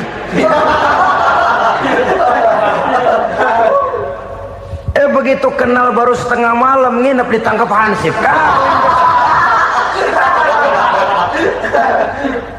Hal-hal semacam itu kadang-kadang kita berpikir suuzon, gile, perempuannya cakep banget, lakinya rebek amat. Memang begitulah jodohnya. Memang begitulah jodohnya. Saudara hadirin ma'asyiral muslimin yang saya hormati, jadi hal-hal yang konkret saja kita yakini sepenuhnya ditentukan oleh satu superpower yang gaib itu tadi. Dari sanalah segala ketentuan itu berangkat dan kesanalah segalanya akan kembali. Maka kepercayaan kepada yang gaib meluruskan gerak hidup seseorang dan itu akan mengantarkan dia kepada meraih kemenangan. Satu. Yang kedua,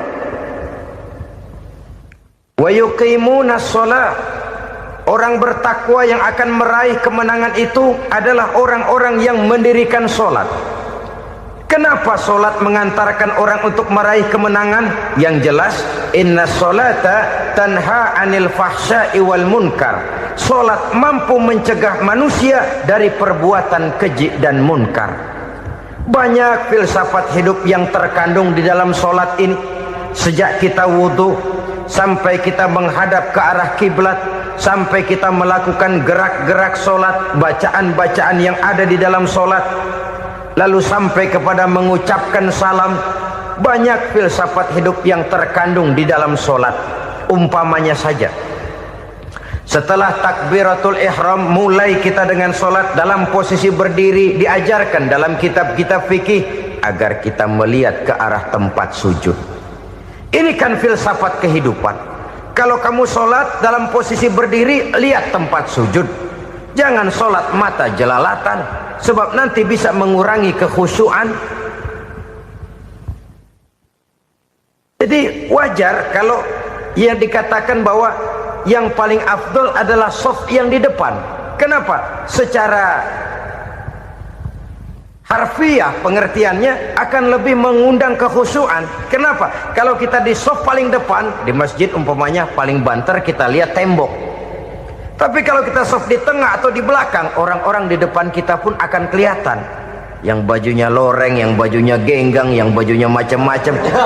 Kita lihat, kadang-kadang kita pikirin, ada yang bajunya bolong. Kita sholat tapi dalam hati, ini orang bajunya robek, yang nggak tahu apa. Ada saja hal-hal yang mengusik kekhusyuan kita. Oleh sebab itu diajarkan dalam posisi berdiri, lihat, arahkan pandangan matamu kepada tempat sujud. Ini kan filsafat kehidupan. Maksudnya apa? Kalau lagi diri, lihat dong tempat sujud. Kalau udah di atas, ingat dong sama yang bawah. Kalau sudah tinggi, ingat dong dari mana kamu berangkat. Kalau sudah berkuasa, bantu dong yang lemah. Kalau sudah kaya, santuni dong yang miskin. Kalau sudah alim, bimbing dong yang awam. Ini filsafat kehidupan. Dalam posisi berdiri, kau lihat tempat sujud. Ini akan melahirkan kepekaan sosial, di mana seseorang mau tahu kepada orang lainnya. Bagaimanapun kaya kita, tinggi pangkat dan jabatan kita, jikalau hidup hanya untuk kepentingan perut sendiri saja, rasanya belum membawa manfaat di dalam kehidupan kita. Tapi efek yang tertinggi sesungguhnya, solat mencegah manusia dari perbuatan keji dan munkar. Perbuatan keji dan munkar, walaupun kelihatannya mendatangkan uang, membawa keuntungan, tapi itu keuntungan semu, keuntungan sementara. Dengan menipu orang lain kita bisa dapat untung, tapi tidak membawa berkah. Dan itu adalah kerugian besar dalam kehidupan kita. Maka untuk meraih kemenangan, harus dimulai dengan membentuk kepribadian yang tegar, memiliki sandaran vertikal yang langsung kepada Allah Subhanahu wa ta'ala. Dan itu hanya bisa kita tempuh melalui jalur ibadah formal yang sudah ditentukan Allah, yakni solat yang 5 waktu.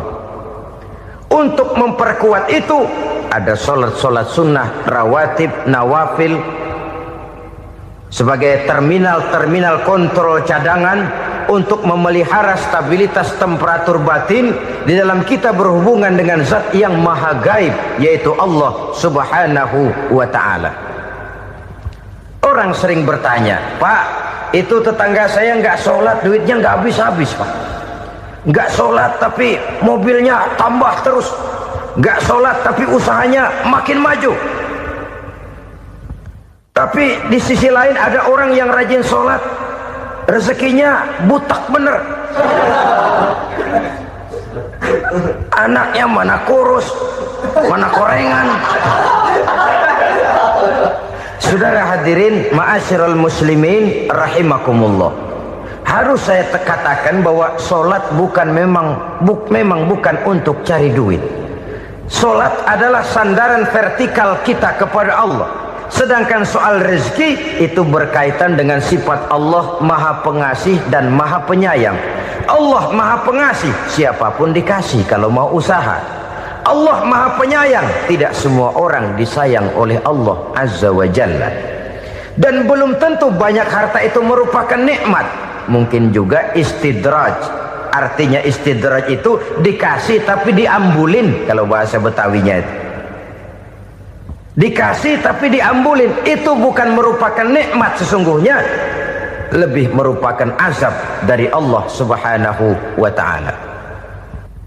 Mempunyai sistem sholat, dan kita umat Islam telah dituntun oleh Allah Subhanahu wa ta'ala yang wajibnya 5 kali dalam sehari semalam mendirikan sholat, dan itu tentu berada dalam jangkauan kemampuan manusia. Pada awalnya barangkali kita memang merasa sholat itu satu kewajiban, tapi semakin kita hayati makna, manfaat dan filsafat yang terkandung di dalam ajaran sholat, semakin sampai kita kepada keyakinan bahwa sholat adalah keperluan kita. Sehingga pada waktu tertentu dinilai puncaknya, kita tidak lagi akan berkata saya wajib sholat, tapi kita akan berkata saya perlu sholat. Kalau kita sudah merasakan itu adalah keperluan kita, nah di sanalah kita baru akan merasakan ruginya kalau hal itu tidak kita laksanakan. Sepanjang kita masih berkata saya wajib sholat, kita akan lebih merasakan dia sebagai beban ketimbang sebagai keperluan. Yang jelas Allah tidak memerlukan ibadah yang kita laksanakan ini. Dengan kata lain, andai kata satu dunia penuh ini orang tidak ada yang sholat satu pun, Allah tidak akan turun dari jabatan Tuhan. Jangan lalu berpikir kalau kita ngambek se-RW kagak sembahyang Tuhan tekor kali ini ya. Tentu tidak. Itu perlunya kita, bukan perlunya Allah. Dan pada induknya kita akan berkata saya perlu agama. Kalau secara induk kita sudah memerlukan agama, maka konsep-konsep yang ada di dalam ajaran agama itu pun adalah juga merupakan keperluan kita. Baik dia bernama sholat, baik dia bernama puasa, baik dia bernama zakat, baik dia bernama haji, seluruhnya adalah keperluan kita.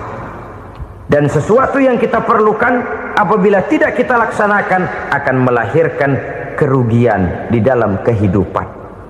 Jangan heran kalau kita membaca riwayat perjalanan hidup para salafus soleh, orang-orang soleh. Ada yang tahajud sampai 100 rakaat, ada yang sholat malam kakinya sampai bengkak. Kita sekalinya bengkak biri-biri.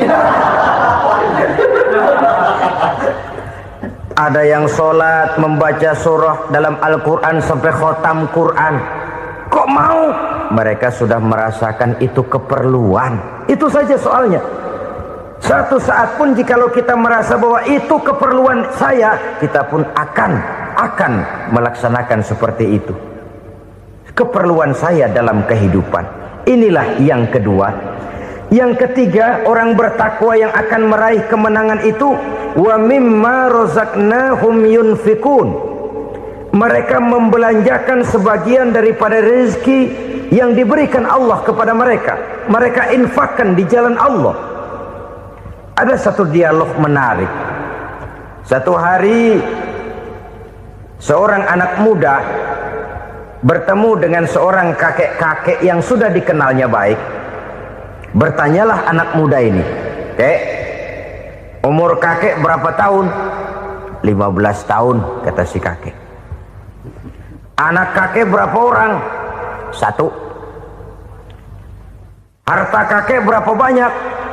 15 juta. Si anak muda ini bengong. Lalu protes, "Kok kakek bohongin saya?" "Kenapa?" "Saya tahu umur kakek 70 tahun. Kenapa ngaku 15? Saya tahu anak kakek 5. Kenapa bilang 1? Saya tahu kakek miliuner, miliaran uang kakek. Kenapa ngaku cuma 15 juta? Begini, kata si kakek tadi. Benar, umur saya 70 tahun. Tapi dari umur yang 70 tahun itu baru 15 tahun terakhir ini saya merasakan ibadah kepada Allah. Meninggalkan maksiat, jauh dari segala macam munkarat. Maka yang 15 tahun inilah yang benar-benar saya rasakan sebagai umur saya. Benar anak saya 5, tapi yang 4 susah diatur. Cuman 1 rasanya nih yang bakal jadi si buah hati, belahan jantung, pelanjut cerita penerus sejarah.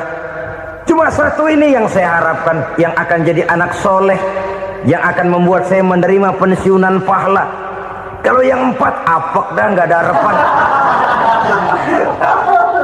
Yang 1 nyekek botol mulu. Oh begitu, iya. Lalu kenapa kakek bilang harta kakek cuma 15 juta padahal saya tahu kakek uangnya miliaran, depositonya banyak? Ya karena 15 juta itulah yang saya ingat yang pernah saya belanjakan di jalan Allah. Saya merasa itulah harta saya yang sebenarnya. Yang miliaran yang saya simpan di bank kelak, kalau satu saat saya mati, akan jadi rebutan di antara anak-anak saya. Iya kalau anak saya soleh kayak yang 1 ini. Kalau yang 4 tadi udah tulen dia bakal berantem, dah berebut tuh. Jadi 15 juta yang saya belanjakan di jalan Allah inilah yang saya merasakan benar-benar harta saya yang sesungguhnya. Dialog ini patut menjadi bahan renungan kita bersama.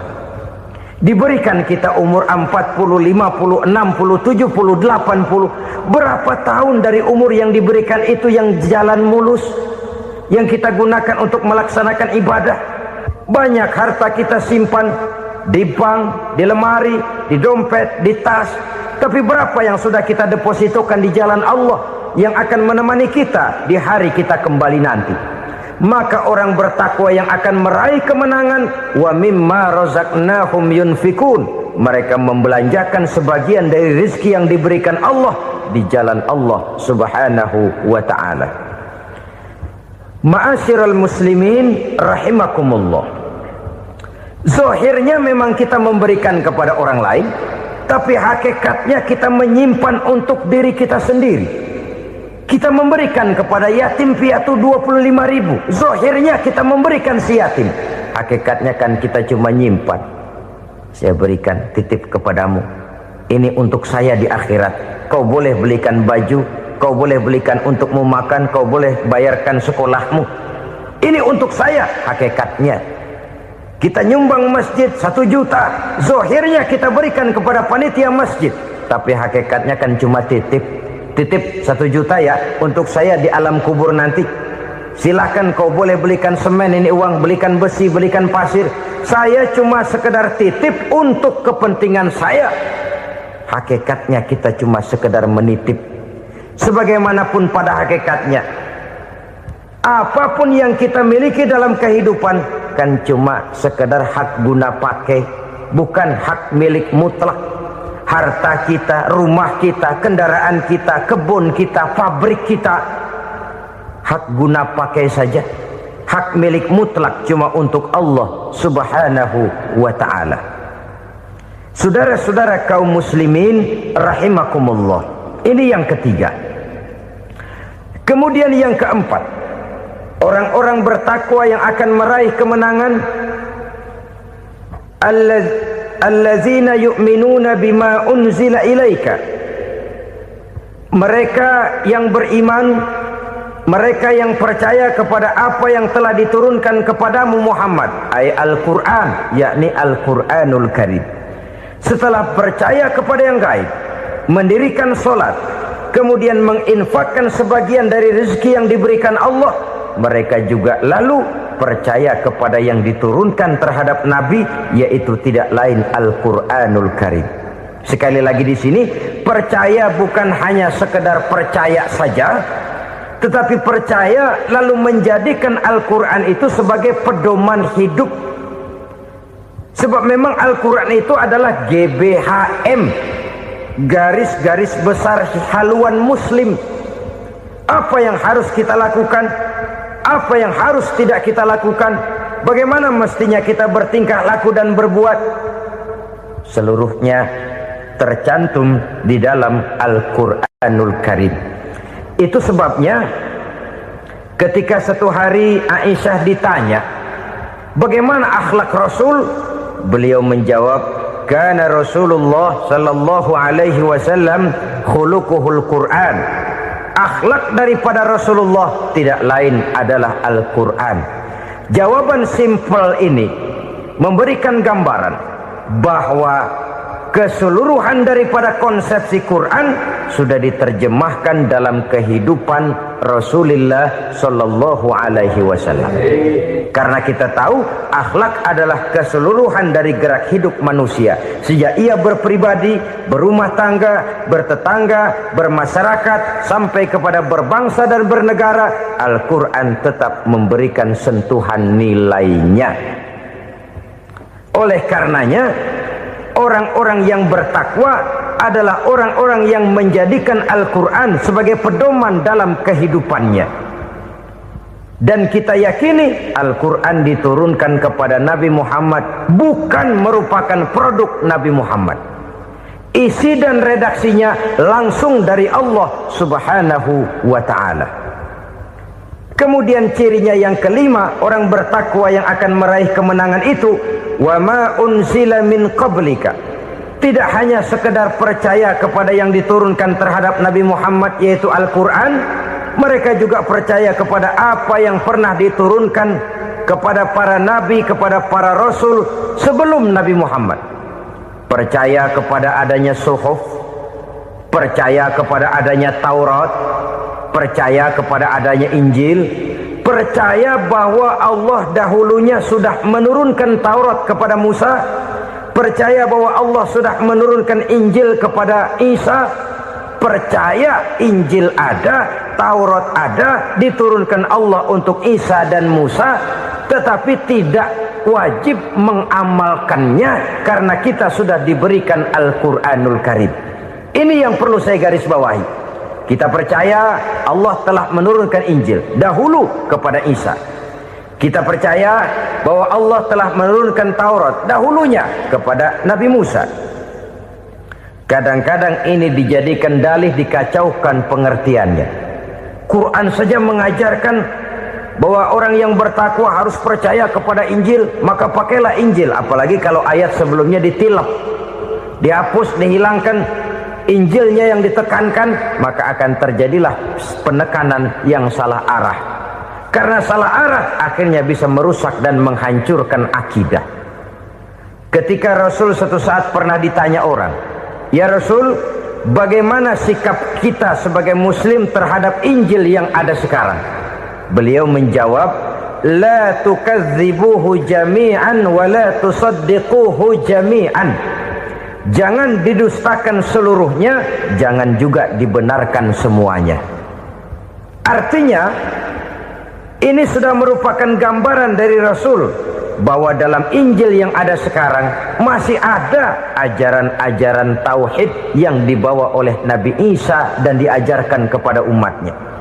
Tapi juga dalam Injil yang sekarang ini sudah terkena intervensi dan investasi manusiawi.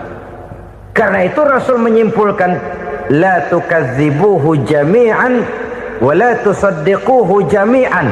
Jangan didustakan semua, jangan dibenarkan seluruhnya. Kita memang percaya Allah telah menurunkan Injil kepada Nabi Isa dulu, tapi kita tidak wajib mengamalkan Injil. Kita percaya Allah telah menurunkan Taurat kepada Nabi Musa, tapi kita tidak wajib mengamalkan kitab ajaran Taurat. Yang wajib kita percayai dan kita amalkan hanyalah Al-Quranul Karim. Kenapa? Oleh karena baik yang ada di dalam Taurat, baik yang ada di dalam Injil, tentu tercakup di dalam Al-Quran sebagai kitab terakhir yang diturunkan oleh Allah Subhanahu wa ta'ala. Dan itu wajar. Kalau seorang pejabat mau mengeluarkan satu keputusan baru, tentu dia harus meninjau keputusan-keputusan lama. Andai kata dianggap tidak berlaku, dianggap tidak relevan lagi, maka keputusan-keputusan lama itu tentu sudah dianggap tidak berlaku. Sebagian daripada aturan-aturan dalam keputusan lama yang masih dianggap relevan tercantum dalam keputusan baru yang wajib diamalkan. Begitulah hubungannya antara Al-Quran, Taurat, Zabur, dan Injil. 4 kitab samawi yang diturunkan Allah masing-masing kepada Zabur untuk Nabi Daud, Taurat untuk Nabi Musa dan Injil untuk Nabi Isa alaihi wassalatu wassalam. Ketiga-tiga kitab itu kita percayai adanya. Kita yakini Allah telah menurunkan Zabur, Taurat dan Injil. Tapi kita tidak wajib mengamalkannya. Yang wajib kita mengamalkannya sekarang ini tidak lain hanyalah Al-Quranul Karim saja. Karena ia mencakup apa yang ada di dalam Zabur, apa yang ada di dalam Taurat, dan apa yang ada di dalam Injil. Keotentikannya bisa dipertanggungjawabkan. Ya, tapi kan Nabi Muhammad sudah mati 14 abad yang lalu, dan di zaman beliau Al-Quran kan belum dikodifikasikan, belum ditulis. Bagaimana keotentikannya bisa dipertanggungjawabkan?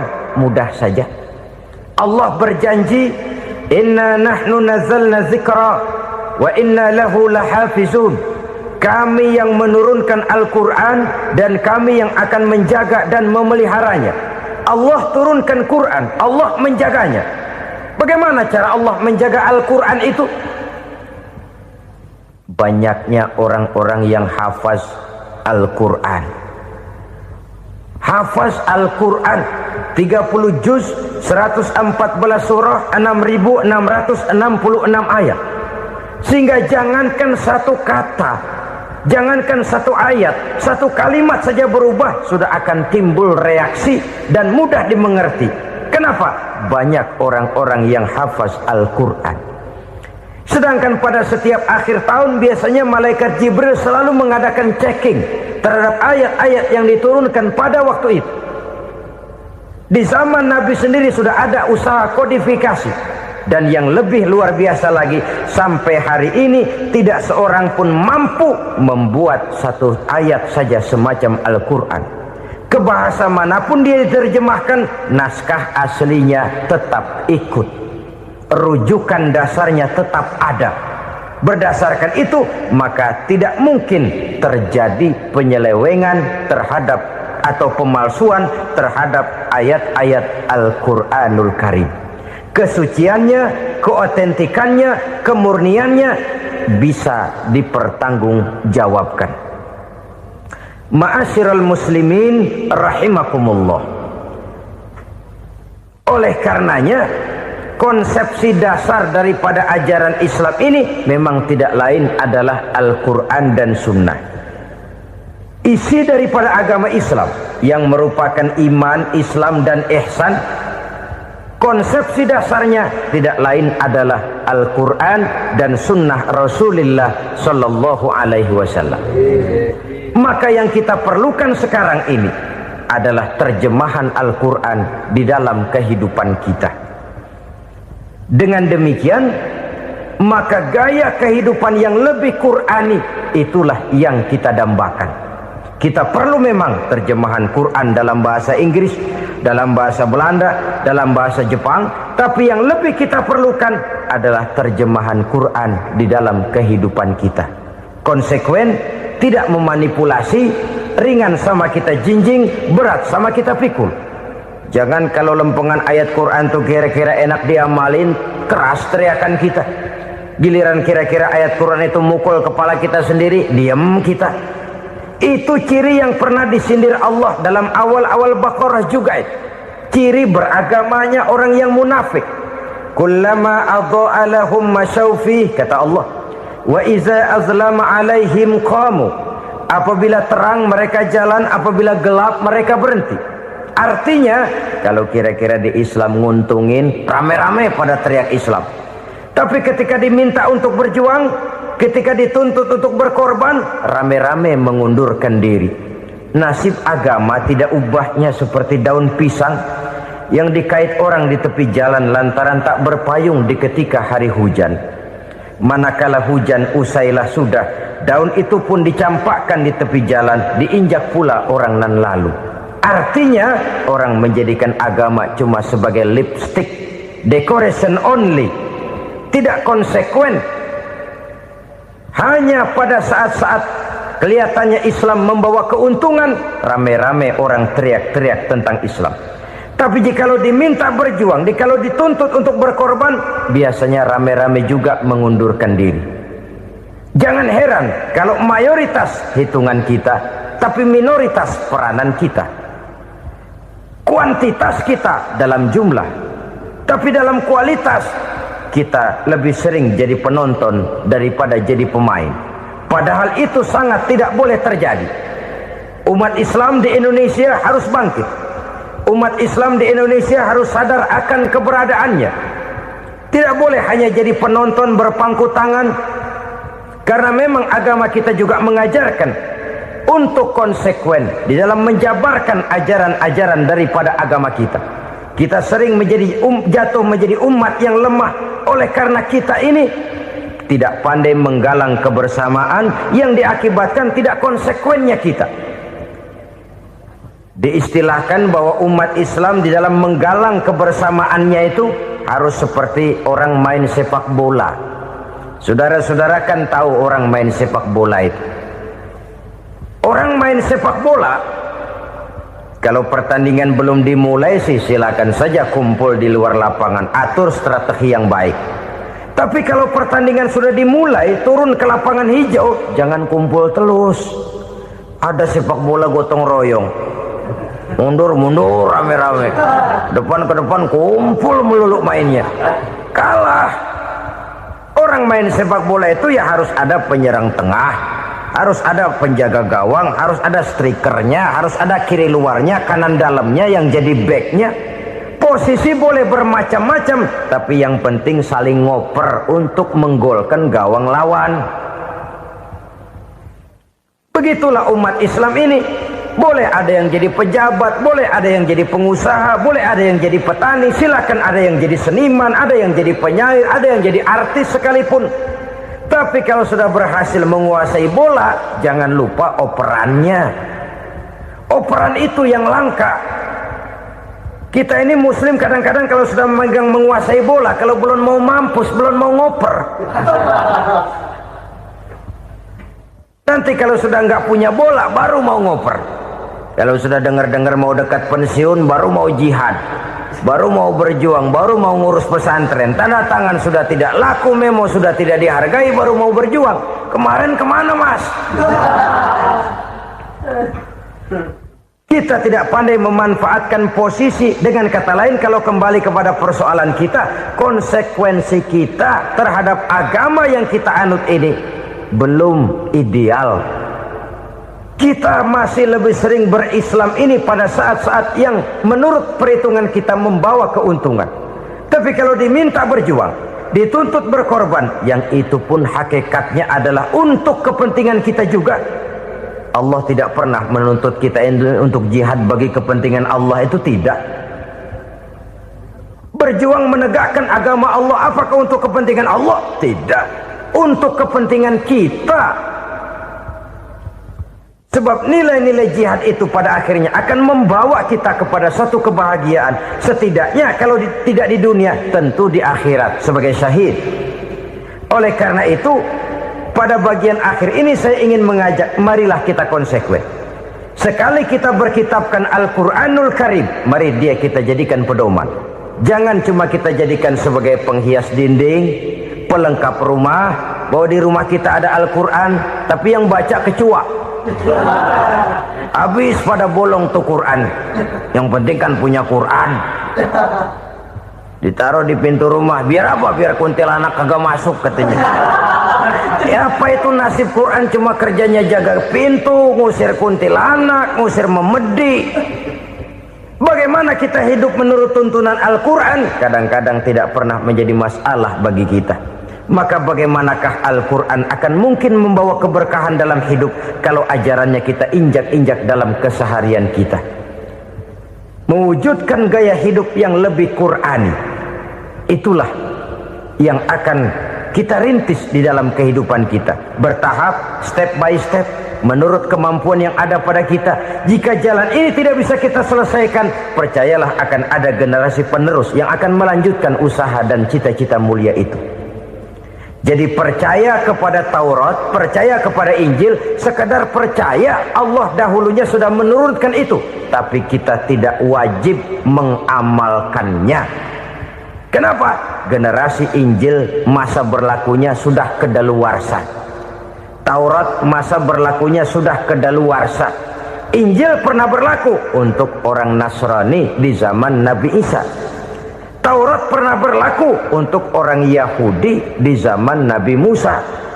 Setelah generasinya berlalu, datang Rasul penutup yang membawa Al-Quranul Karim, maka Al-Quran itulah yang berlaku menjadi pedoman sampai hari akhir nanti. Jangan jauh dari Al-Quran, karena apabila ini kita lakukan, maka kita akan kembali kepada satu gaya hidup yang jauh dari tuntunan agama, dan itu artinya kita akan semakin jauh untuk meraih kemenangan.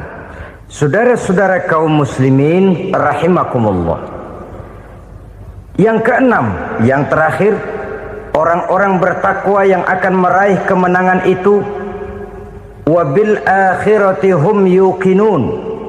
Mereka percaya, mereka yakin seyakin-yakinnya akan adanya hari akhir, di mana seseorang akan mempertanggungjawabkan seluruh perbuatannya di dalam hidup ini.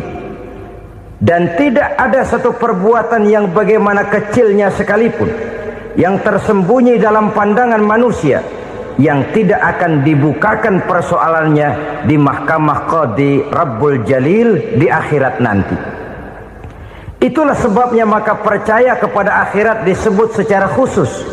Padahal di awal tadi sudah dijelaskan yu'minuna bil ghaib, percaya kepada alam gaib, dan alam gaib ini termasuk akhirat. Kenapa pada bagian akhir disebut lagi akhirat?